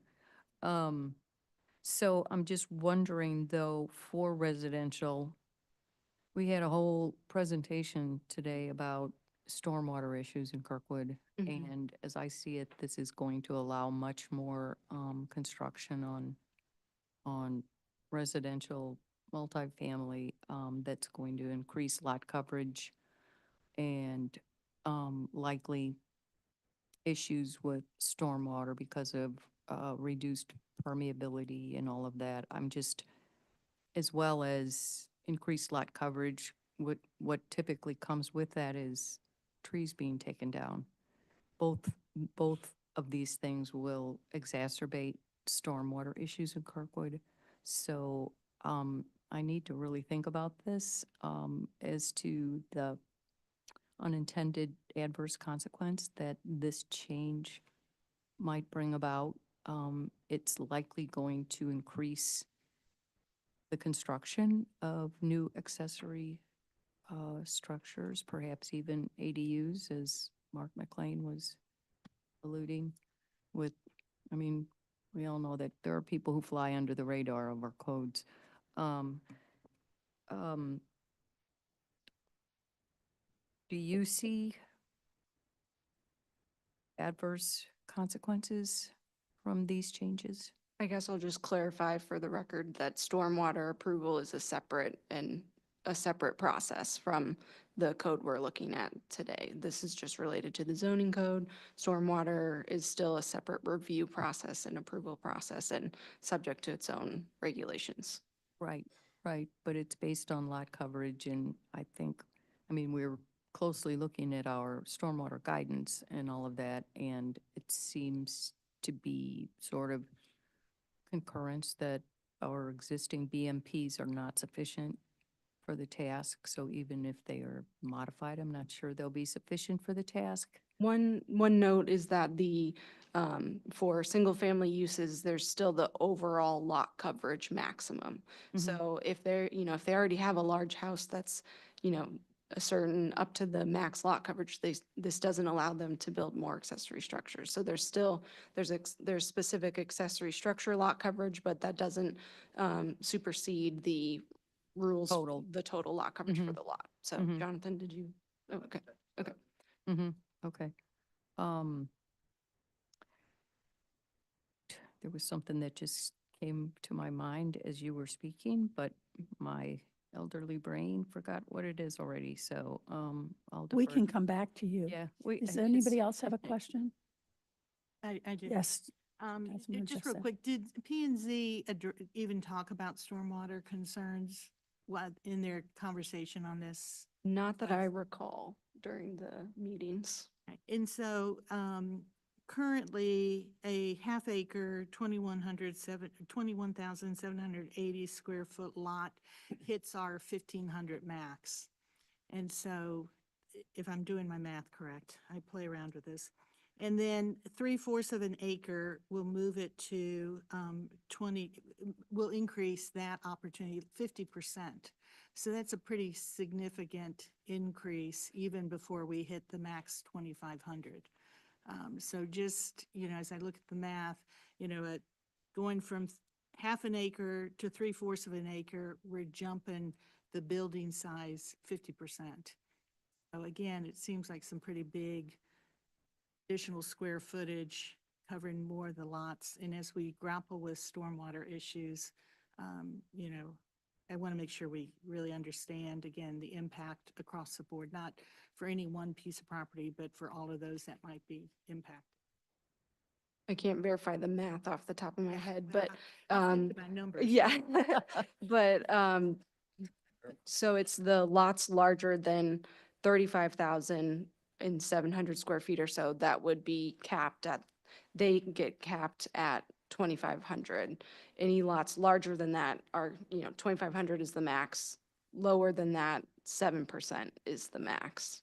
Yeah, that 35 hits about an acre. 43,560 Yeah. is an acre. Yeah. Yeah, so all those, but just, pretty big jump from half an acre where you're right where we are now to 3/4 of an acre. That's a pretty big jump in building size. Gotcha. Any additional questions? Well, yeah.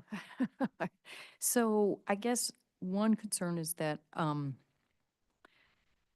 we might have more cases where we kind of have properties beginning to look like a compound, especially as you have like There is fairly still- large. Sorry, I didn't mean to cut you. Go ahead.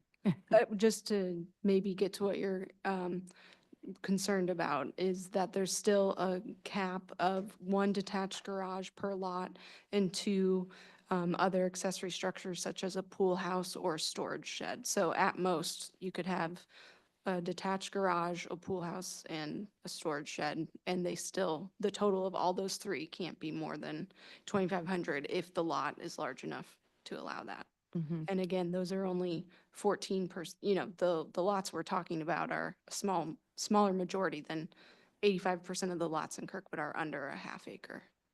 Okay.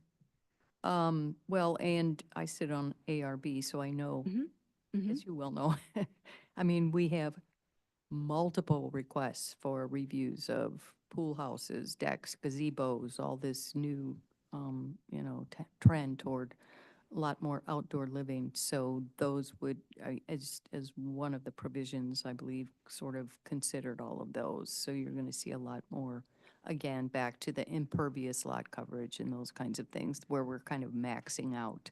And can our stormwater BMPs ever handle all of this? But, so that's all. Thanks. Thank you. The additional, yes, I'd like to hear from the Councilmember Reinecker. applicant. Well, I'm sure we will during Okay. public, All right. the public hearing. Right. Typically, you ask the applicant after. Oh, presents, then the okay. applicant presents, then you go to public comment. Okay. Does the applicant want to say anything? Okay. Yeah. Mhm.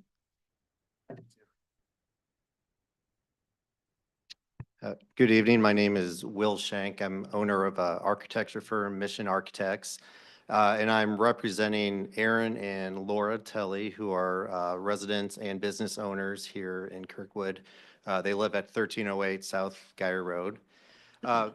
This all started for us when the Tellys decided to attempt to build a standalone therapy wellness center in their backyard for a very special needs son that they have that requires very specific therapy that needs to be away from the hustle and bustle of the house in a quiet area. They wanted to build this accessory structure on the back side of their lot. Their lot is about 1 3/4 acres, so much larger than most lots in Kirkwood. We applied for a variance to exceed the accessory structure limit. They already have a historic detached garage on their lot of about 840 square feet. They wanted to build a structure that was about 1,000 square feet, so this put them 340 square feet over your current code limit of 1,500 square feet. We were denied that variance of 340 square feet.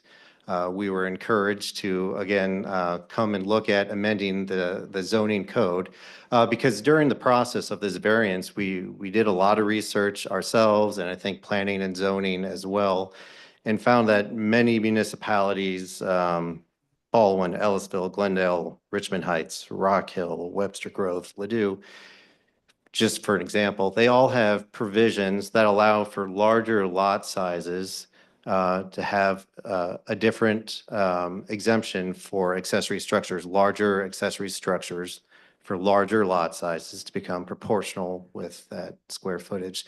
So to us, it was a very common sense move to attempt to amend the zoning code. We'd all really like to thank Jonathan, Lauren, and the entire Planning and Zoning Committee and Subcommittee for working with us on finding the right balance of text that we think is fair to everybody in Kirkwood. I'd like to reiterate that the Planning and Zoning did pass this text amendment unanimously, 7-0. I think that's very important because they all really thought very hard about the text that was presented to you tonight. A few things I would just like to mention is stormwater was brought up. Your code does cover stormwater requirements. So for example, the Tellys, if this amendment is changed, they're not going to build a 2,500 square foot giant mega structure. It might be 1,000 square foot, might be 1,100 square feet. But they are limited by the size of their principal structure, which is about 2,100 square feet in their case. So this isn't us trying to get a 2,500 square foot mega second mansion on a lot by any means. It's trying to be proportional and appropriate. With a 1,000 square foot structure or larger, your code does have requirements for stormwater retention. So of course, they would certainly meet those requirements, which will only improve the stormwater on their site with a proper design, designed by a civil engineer to the proper specifications, which they will be doing in this case. So I think that's important. The Telly family in this example, if you go visit their house, they're creating almost like a miniature garden of Versailles in their backyard. They have planted so many trees. I can tell you, in their case, you don't have to worry about losing the trees. They are they really have a green thumb and love their trees. So I'm available to answer any more specific questions that you might have. But again, we are in full support of the text that was presented tonight by Lauren. And with that, I don't have anything else to say right now. Question. Yes. Okay, so the current detached garage is 850 square feet? Yeah, 840, I believe was the exact, 843. What, adjustment with 1,000? Correct, correct. I'd like to make a motion that we amend this text into 850 square feet. Yeah, That would be when the bill is actually before you. Okay. yeah, this on is the just the next public meeting. hearing. But we love Never your, mind, I take it back. Rest is, No, we'll make a 7% of the total lot area. We can talk about that. Yeah, we'll talk about that, Yeah. Jonathan. Okay, I understand the issue, but we'll talk about it. Okay. other questions of the applicant? Thank you very much. Sure. Yeah. Can I say one thing or am I too late? Yeah, just in terms of that specific number, I think you should consult the Planning and Zoning Committee who came up with the 2,500 square feet. Because I think if you make a number specific to this case, that might make it kind of hard to sell to the public, I would think. So I think it needs to be a number that the Planning and Zoning Committee has come up with and approves and feels is appropriate for everybody in Kirkwood, not one specific family. Thank you. We'll now move into public comments. David, has anyone filled out a card to speak on this? Gwen Wallman.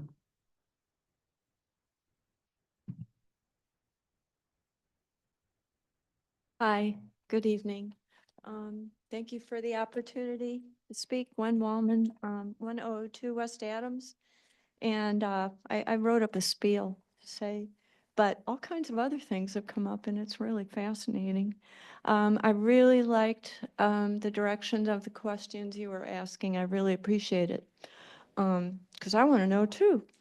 One thing I'd like to know is, would an accessory structure include kitchen and bath? Because if it did, it seemed like it'd be one step to an ADU, really. It'd end up an ADU. Yeah, you know what? You should just speak to us and we really can't ask Oh, questions well, of staff right now. I assumed he might know and you guys might not know. Yeah, well, that's something that we can find out, but you can ask your Okay. questions to us to find out. And I was wondering if the lot coverage of accessory structure totals does include could include does include ADUs, or they're just something different that you could max out your accessory structures and also have an ADU, and that would be okay. I'm trying to figure out, this is very technical, and I'm just trying to understand maximum lot coverage. That's my concern. And there's all these, you can go do this and this and this and that. It should come down to maximum lot coverage, in my opinion. And I'm wondering, with the house there and this accessory structure, if it would become an ADU down the line, and they would be allowed to have 2 garages as accessory structures for both the ADU and the principal residence, well, then you've just cut the size of the lot in half. I mean, that just is, that's a zoning hack. Do we really want to do that? So anyway, that's just some thoughts that came up through the line of questioning here. So what I really came to say is, I'm here to comment on the proposed zoning text change regarding accessory structures. While I'm unclear on all the technical aspects, I am concerned about stormwater issues in Kirkwood. I am sure you are too, especially given current work on a new stormwater master plan. County satellite mapping indicates the lot in question at 1308 South Guyer has a residence, a freestanding garage, a pool, and a tennis court. The request for change in zoning text would add a 1,000-square-foot accessory structure. Does the current and/or proposed zoning text limit cumulative lot coverage? I'm wondering because a pool and tennis court add the same amount of runoff as roofed structures, and multiple examples in the latest draft of our stormwater master plan indicate our 1.14 rainfall capture requirement is already inadequate.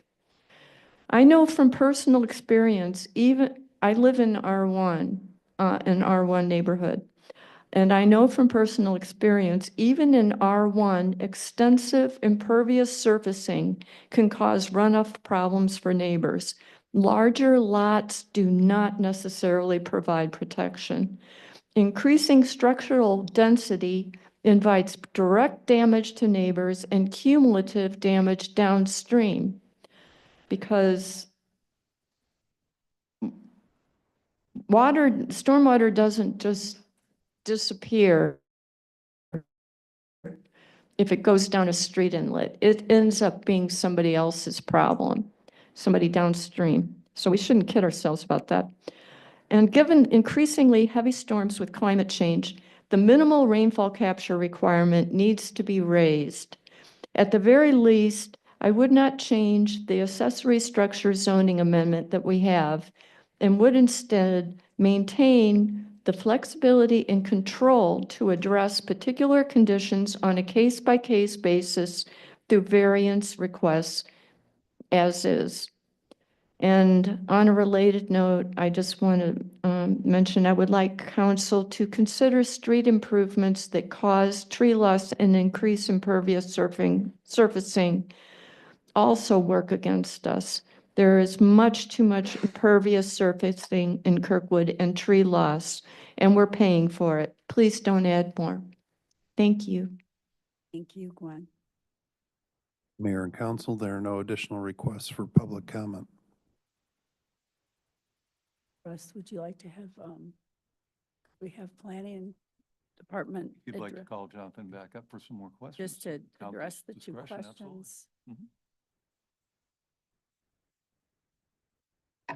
So, and Ms. Wallman, we can follow up later too if I don't get all the answers you need. But so what I heard, I believe the initial questions were, an ADU would be included, an ADU that's in a detached structure would be included in the numbers that we're talking about. So it would not be added on to that, it would be inclusive. Kitchen and baths would not be allowed in these structures unless they have applied for an ADU special use permit. So it would be a separate process that would be reviewed separately, redundant. And then the question about garages. So the limitation on one detached, I believe it was related to detached garages. There's still only one detached garage that's allowed on any single family property. Those are the ones that I wrote down. If I miss some, let me know and I'll follow up with your answers. So. No, yes, okay, thank you, Jonathan. Okay. The two of you can speak when you need to. Thank you. Okay, let's see. No further questions or comments from anybody? All right, hearing no further discussion, this public hearing is now closed. The bill will be on January 9th council meeting agenda for first reading consideration. Now we're going to move into public comments. Yes, the public comments portion of the meeting is an opportunity for city council to listen to comments from citizens. It is not a question and answer session, and the city council will not respond to comments or answer questions during this period. The mayor may refer any matter brought up to the city council to the chief administrative officer or city clerk if action is needed. Thank you. David, has anyone filled out a comment card who wishes to speak? Mayor and council, there are a couple of requests for comment this evening. The first is Ellen Edmond.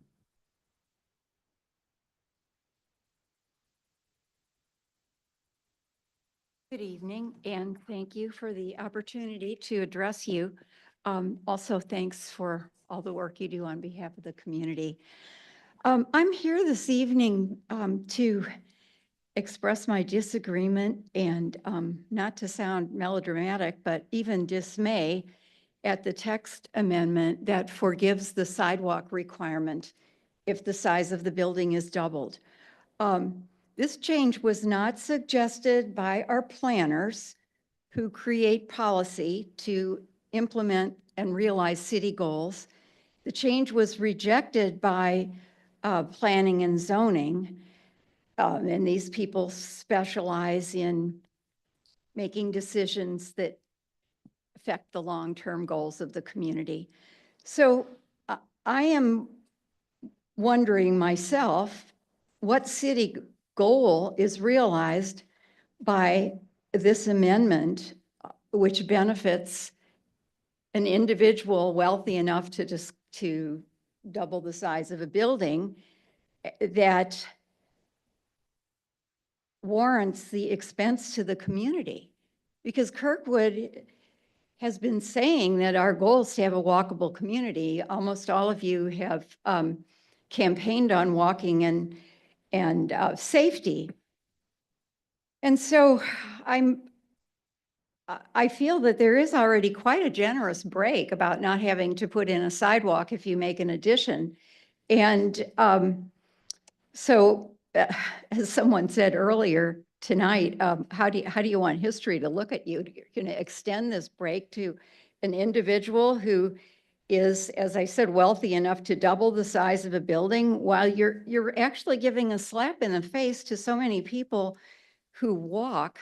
There are people with limited abilities, youngsters, mothers with strollers, older residents, who really benefit from sidewalks. And so, what community benefit would offset all the good that we get from continuing to expand our sidewalk network, which was planned, and it's part of a plan that we are supposedly implementing.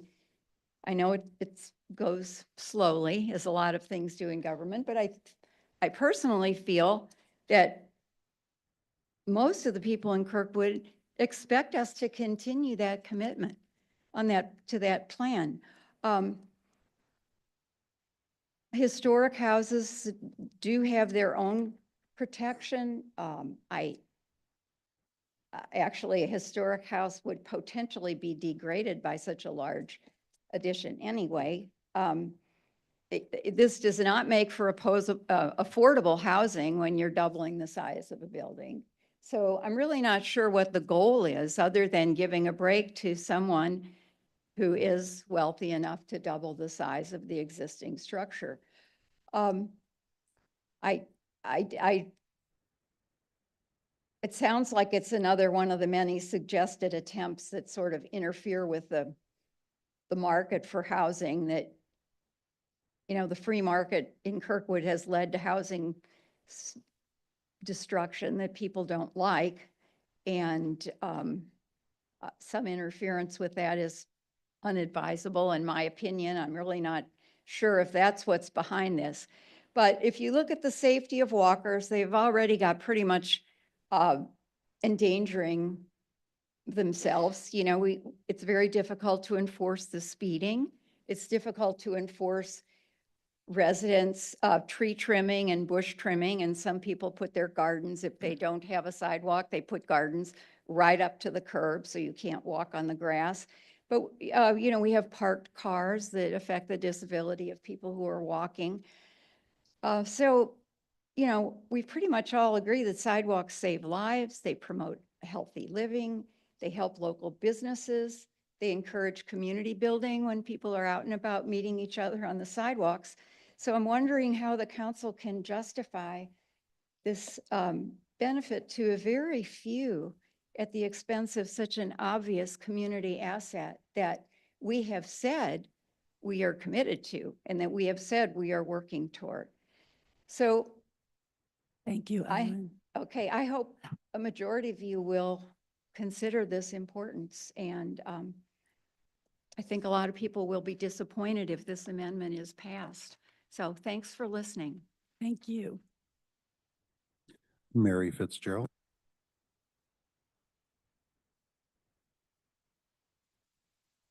Hi, Mary Fitzgerald, 729 Cleveland. So pedestrian safety is a big deal for me. My dad was killed crossing Clayton and Lindbergh in 1996. And I save streets, safe routes to school. I've tried to work on getting stop signs near Kaiser. I've volunteered, self-volunteered as helping with the crossing guard stuff when there was all that construction at by Kaiser a couple years ago. I can't imagine taking a family member for a walk, walking down a sidewalk, and all of a sudden it stops because a wealthy person doubled the size of their house, or they bought out the lot next to them, and they don't have to put a sidewalk there. I mean, how do you explain that to a kid? How do you explain that to your elderly parent? How do you explain that to your community? That the kids traveling, maybe this is one of the safe routes to school. This could be just down the street from any one of our schools. And then suddenly there's 30, 40 people having to go in the street every day at that spot. It just makes no sense to me. When we moved here, the first big city event I went to was the Human Rights Commission meeting at Elliott Chapel. And I was so excited to hear that the city made a big commitment to put ADA sidewalks in. I grew up with a brother with disabilities, used a walker and a wheelchair in his later years. My mom needed a walker in her later years. I was really excited to live in a place where that was a big priority. This seems to be the opposite of that. You have a city pedestrian and bicycle plan. This doesn't seem to fit in with that. This is not a good look for Kirkwood. This is not the priority that I hear when I go to different city meetings. So I really want you to think long and hard about what this tells Kirkwood city residents about Kirkwood and who your priority is. Thank you. Thank you, Mary. Mayor and council, there are no additional requests for comment at this time. Thank you. We will now move to the consent agenda. Is there a motion and a second for approval? Motion. Second. All in favor? Aye. Opposed? I'm abstaining, Mayor. I was absent because I was on my sick bed. Thank you. We're glad you're better. Thank you. Me All too. right. I'm glad I'm better. We're going to move on to unfinished business, Bill 11060A. Mayor and council, this is an ordinance approving a major site plan and granting an amendment to the special use permit for vehicle sale and rental at 10-525 and 10-725 Manchester Road, Loose Views, Toyota, subject to certain conditions. Thank you. Are there any questions or comments on the bill 11060A?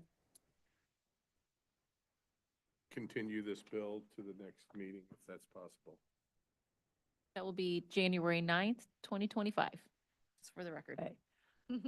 So is that a motion? Yeah. Is there a second? Okay, Discussion on the motion. discussion on the motion. Could you say, why do you want to continue it? There's, I talked to the petitioner, it won't hold him up, but we're looking at the fencing again and some landscaping. And is part of the answer because of the costs that were involved in the That's fencing? correct. Yes, 2 days ago, we got the cost for the cement, Cementitious. or whatever, the cement wall versus the other fence that we had talked about before, and so it's 3 times as much. So I would like some extra consideration to do a little more digging in this since we only received it 2 days. As long as it's not holding the petitioner up from construction. It's not, I asked Fair him and reasonable, yeah. specifically. It's good. Yeah. Okay, all in favor? Aye. Aye. Opposed, nay? Okay, the bill will be held over to the January 9th council meeting. Bill 110363. Mayor and Council, this is an ordinance adopting a revised City of Kirkwood classification and pay plan effective January 6, 2025.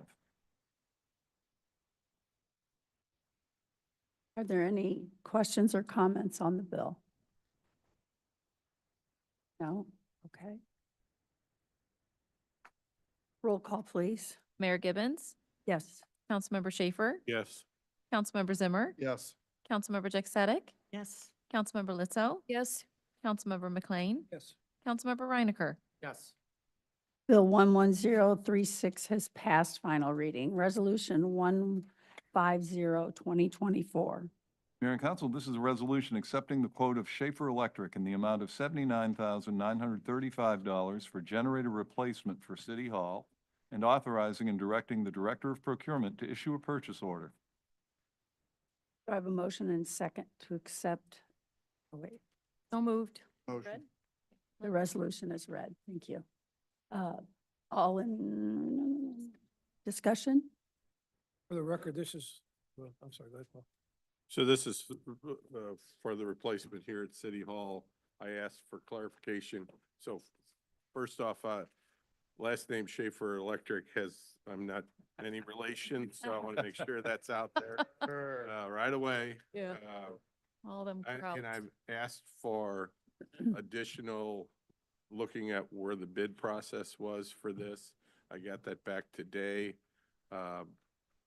So again, depending on where the council wants to go here and make a decision.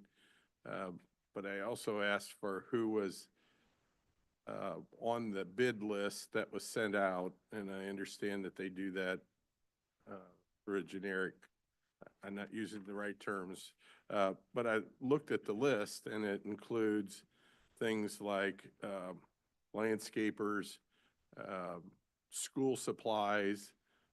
These are all in the categories that are there for a generator replacement. I'm just making a recommendation for the future. If we're bidding something, let's get exactly apples for apples, so we know exactly what we're bidding on, and maybe hone in on specific people that we're looking for. Now, I don't believe that a landscaping company or a school supply company should be on a bidder's list. I understand it's generically and it's just printed and it's sent out, but if they get this all the time, they're just going to gloss over it. And so there's a lot of vendors out there that would do that. And I'm not opposed with the dollar amount, and I don't want to be the guy that shuts down City Hall because we don't have a generator working here. God forbid, I don't want to hear that. So I'd like to hear other comments from the other councilmen and council people about what they think should go forward. Okay, thank you. Sorry. Anybody Paul else? just clarify that he's not part of Schaefer Electric. That's what I just wanted to make sure. Everyone knew. No, I'm fine. Paul, are there other parts of this that raise concern? Because I know you're pretty thorough and ask the right Sometimes. questions, and the rest of us have to call a plumber when we have a question. So I get it.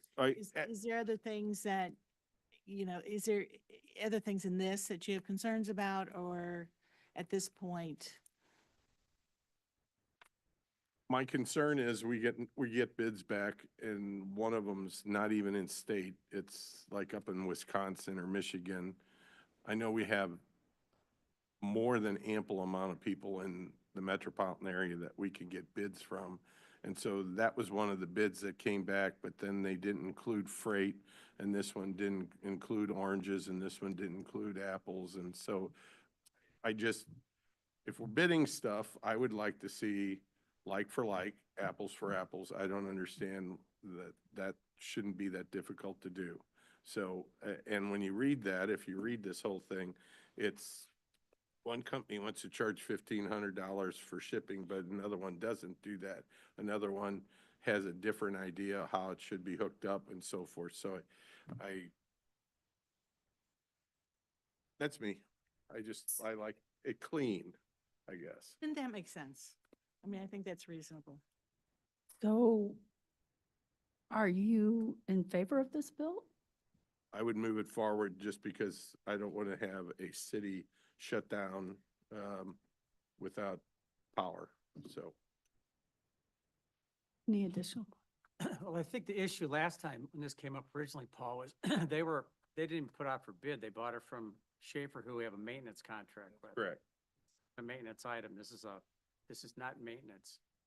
So It's now they all put it out dependent for on bid. how you, so it's all dependent on how someone looks at it. Well, I don't think it's maintenance. mean, I don't either, Right, when you're so spending this kind of money. They did go to Fabic, I saw, and they went to two other people. These are all the prices came in pretty close. So I'm comfortable with what they did this time. Okay. Right. Sorry. We got Motion. a motion second, but thank you. Is it, is it, Second. It'll be a roll call if there's Okay. no more discussion. okay, no more discussion. Okay. Roll call, please. Mayor Gibbons? Yes. Councilmember Schaefer? Yes. Councilmember Zimmer? Yes. Councilmember Jack Sadek? Councilmember Lizzo? Yes. Councilmember McLean? Yes. Councilmember Reinecker? Resolution 150-2024 has passed. Resolution 160-2024.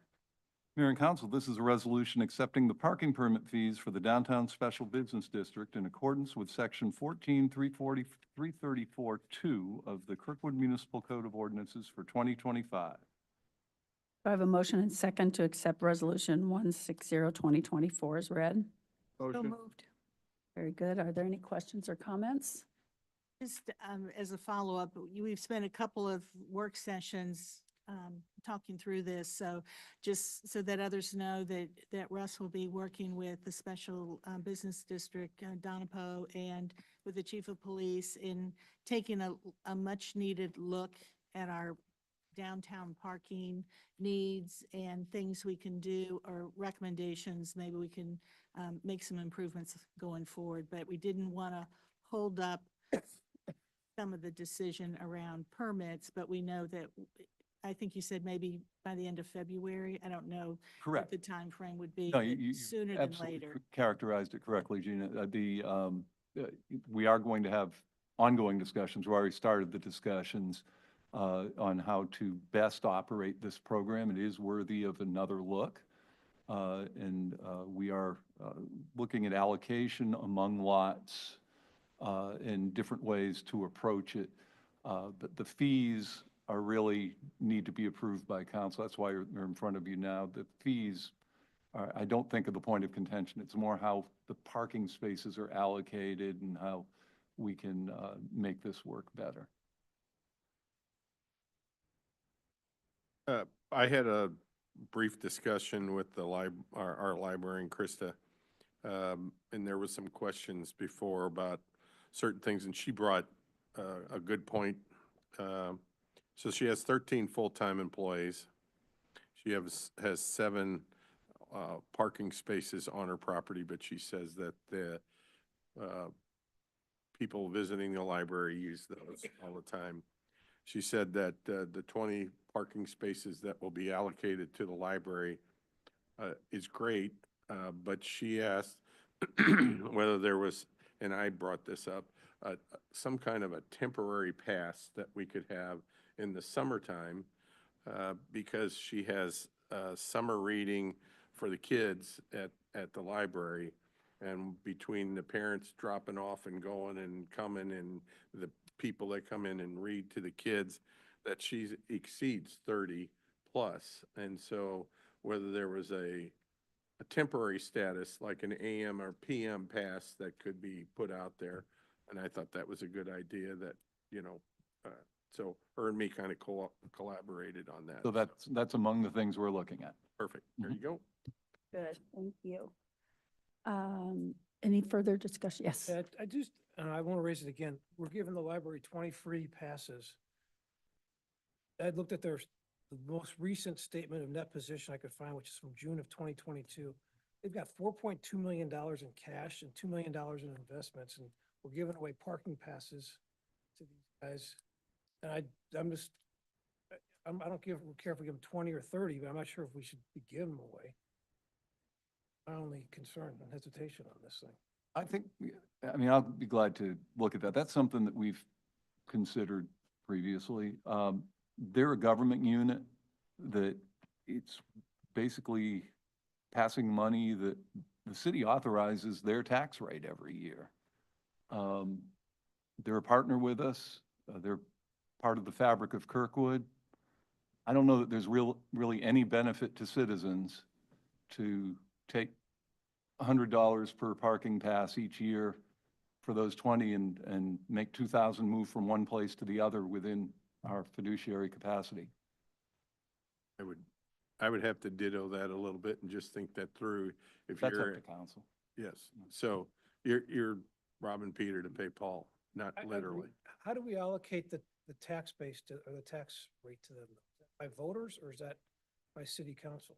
The city council approves their tax rate. They propose they've worked the numbers and then we just approve it.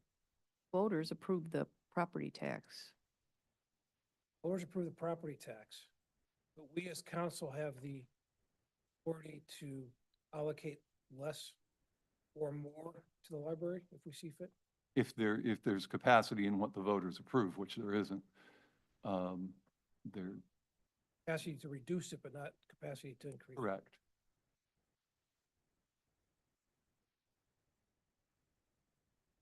Further discussion. Roll call, please. Mayor Gibbons? Yes. Councilmember Schaefer? Yes. Councilmember Zimmer? Yes.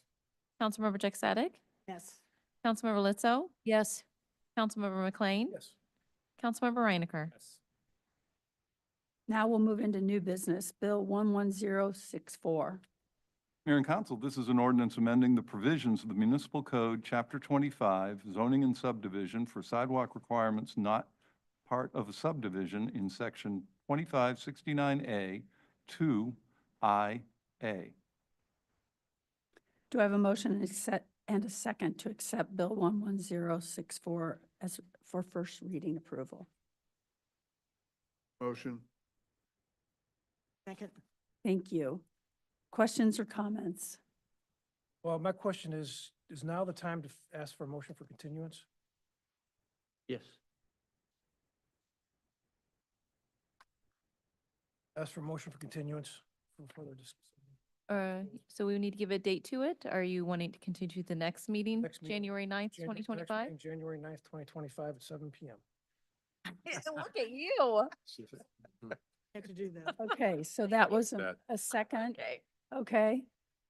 Any discussion about the motion? Yes. I'm just wondering why. Well, in this case, the homeowner that is in question, the property is in question, the city understands the city waived that requirement, so they're moving on For them, for yes. them. All right, I think this affects very minimal number of properties in Kirkwood, and we've heard from several residents, their concern, and so I'd like to maybe explore, how many residents does this affect? Having a sidewalk in front of my house that goes to nowhere, I'm not necessarily, that's why I would think, okay, fine, I'm okay doing away with this because sidewalk going to nowhere. But having said that, we've heard from the residents, and so I'd like to maybe explore this a little more.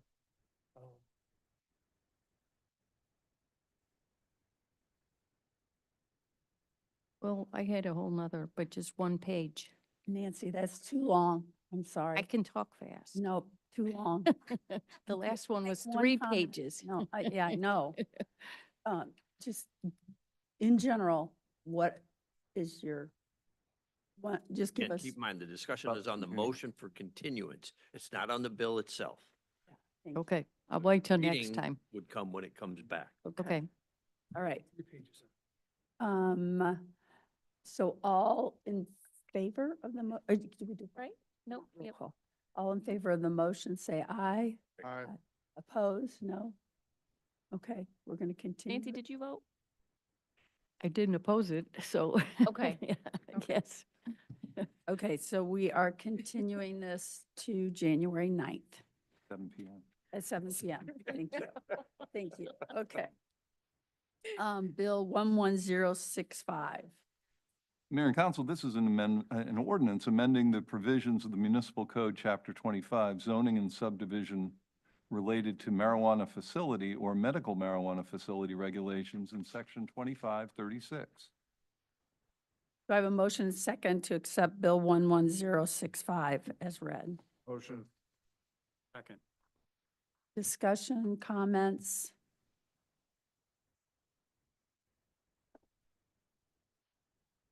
No? Okay. All in favor of first reading approval on Bill 11065, please say aye. Aye. Opposed, nay. All right, Bill 11065 has passed first reading approval. Resolution 165, 2024.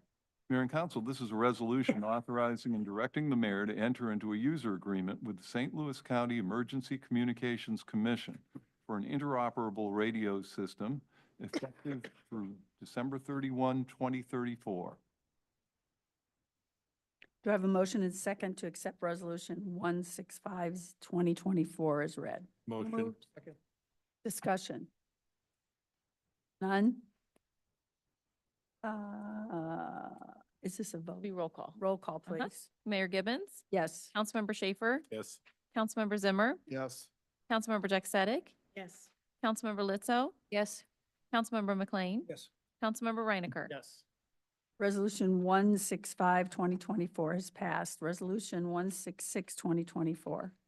Mayor and Council, this is a resolution accepting the bid of Byrne and Jones Construction in the amount not to exceed $2,921,238.53, which includes a 10% contingency in the amount of $265,567.14 for construction services for the STP 5502-610 West Essex Avenue reconstruction project and authorizing and directing the mayor to enter into a contract. Do I have a motion to accept and a second to accept Resolution 166, 2024? So move. Okay, great. Any comments or discussion? No.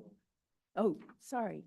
Oh, good. Mr. Paul. I'd like to compliment staff for getting 6 bids for this particular one. So thank you for that. Very good. Thank you. Roll call, please. Mayor Gibbons? Yes. Councilmember Schaefer? Yes. Councilmember Zimmer? Yes. Councilmember Jack Sadek? Yes.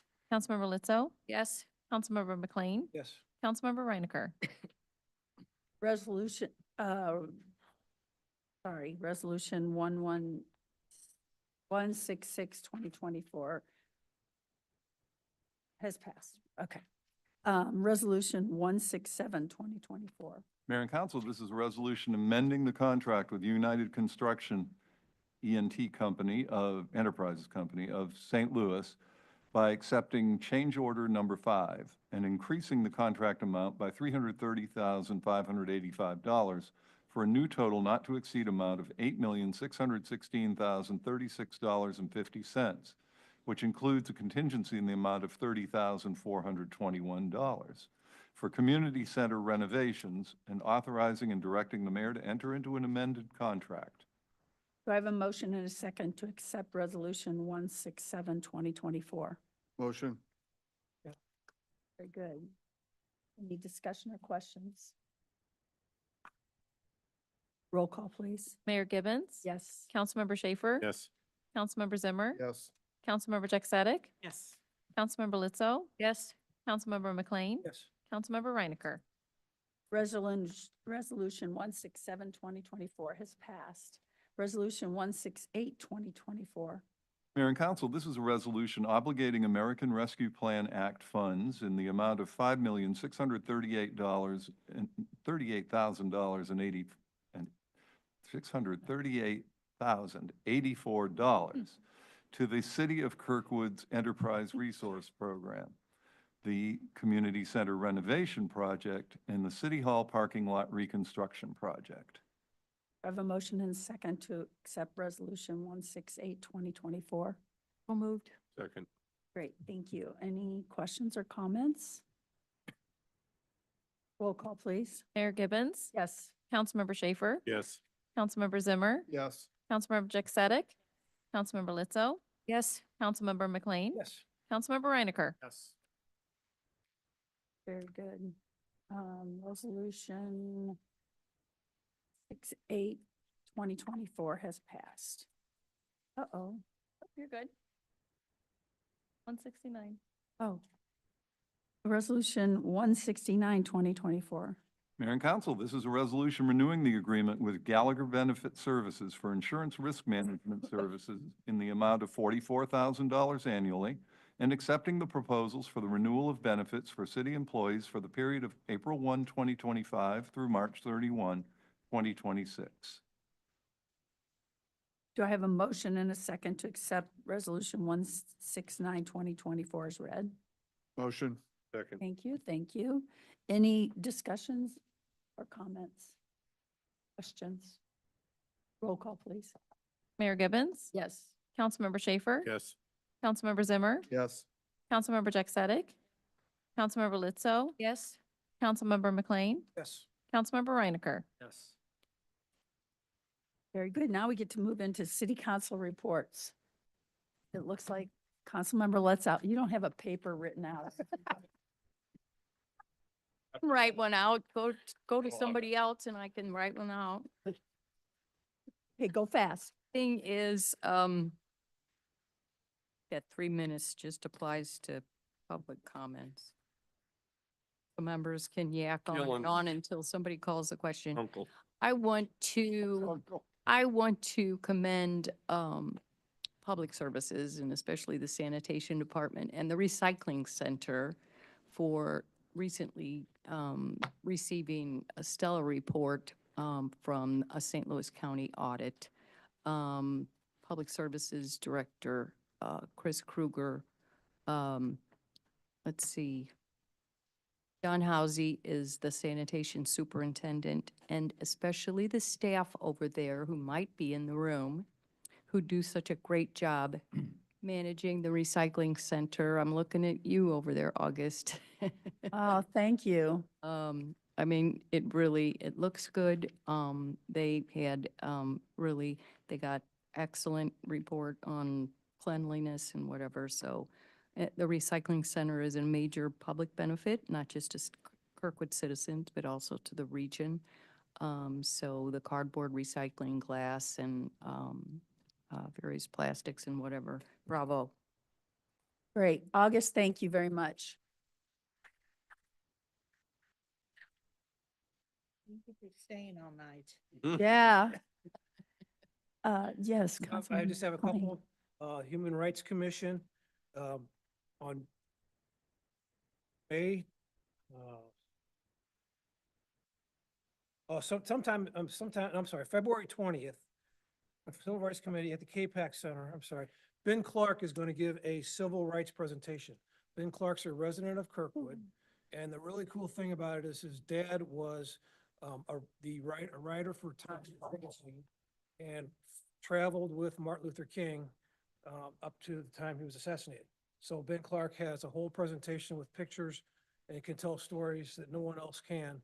So that's at 7 p.m. on February 20th at KPAC. And then also they are planning an MLK Day event that's not going to happen until February, which will be a Black History Month. They don't have a date yet, but for sure keep the February 20th date open.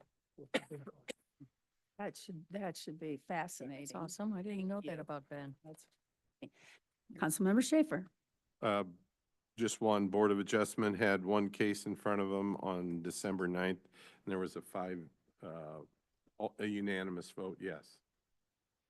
That's it. What was it for? I don't remember anymore. Ah, See what time it is? okay. I got one quick one. Yes, Councilman Reinecker. Special Business District get the donated light out the $12,000 week to the St. Louis Food Bank from one of their events, and the only thing I remembered it had to do with wine. I can't remember if it was Walk for Wine or some kind of a fun deal they did. Reports are these. That was the profit in the deal. A couple of fun. She'll report. Wine with their deals. Down to less than 3 minutes. Okay. Chief Administrative Officer report. I have nothing to report at this time, Mayor. City Attorney The only report. thing I would report that on Tuesday, Judge Stewart did in fact issue an order and decree forming the TDD, authorizing the imposition of the tax. So Al and Mayor, you'll be meeting on January 9th at 3:30? It's 3:30? I forget. Might be 3. 3:30, I don't know. 3 o'clock. We will have legal counsel there. We'll prepare agendas for you. There's a number of notifications that the new TDD board will be obligated to make, particularly Department of Revenue, things like that. But And that will we'll have all that ready for you for your meeting. And other than that, Merry Christmas, Happy Holidays, and Happy New Year. And it's an open meeting, correct? Absolutely, it's an open. It is open. Okay. All right, we are adjourned. Yeah, Oh, City clerk reports, but, city clerk. no, it's okay, because I actually don't have anything to report on this time. Oh. P and Z's been quiet. Thank you. We will adjourn until January 9th. Happy Merry New Year. Christmas. Merry Christmas. Happy New Year, everyone.